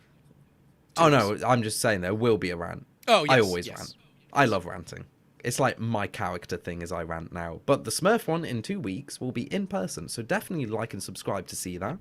Don't forget to look at our lovely sponsors. Of course, we've got 3D Musketeers himself standing over there, because he makes the channel. He brings me on. Check out Construct 3D. Check out Printed Solid.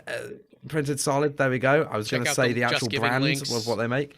For the SMF. Yeah, Just Giving. Shout out Pex Peppers. Shout out 3D Prima. That's what we got. Yeah. So, of course, everybody, stay safe out there. Don't forget to call your loved ones. And as always, keep making awesome. Because you are awesome. Have a good one. Toodaloo. All right, we're done recording. Since we're still live, let's give away a couple of rolls of filament. Let me turn off I always hate now that they make this complicated. All right. Let's get that all turned off. A to Z. I'm going to say your name. If one of the mods can just at them, because for me to do it now on my phone is an absolute metric pain in the ass. I can do it. Just tell me which. Oh, even better. Okay. Gotta go to the wheel of names. Jimmy, don't forget to call your loved ones. Chagall says, say my name, when no one is. Oh.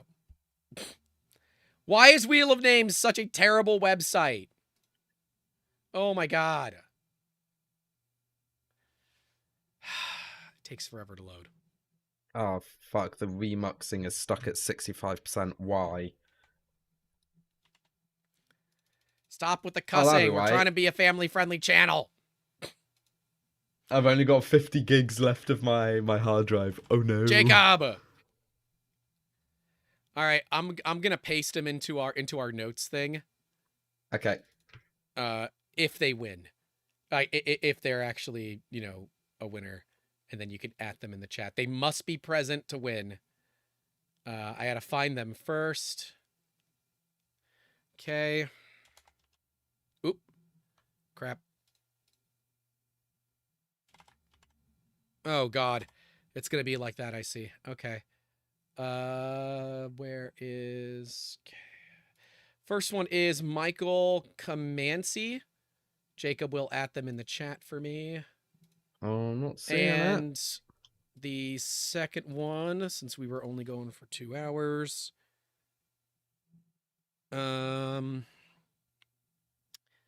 is... I don't think they've won yet this. Let me see.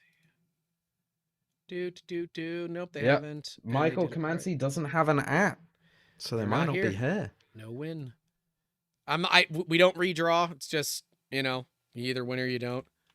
And the other one is J Waller 89. Harry MF Steve, member for 2 months, basic support. Thank you very much. Says shout out to my son Michael. What's up, Michael? Are you also a Harry MF? Thank you, sir. Thank you for your support. But that is it, y'all. We're going to head out. If you are a member of our Discord, which is available at the $10 tier and higher, I will be there. I don't, Jacob. I think you're probably not feeling great. Are you gonna be hanging out in the Discord? I have taken double dose of ibuprofen and paracetamol.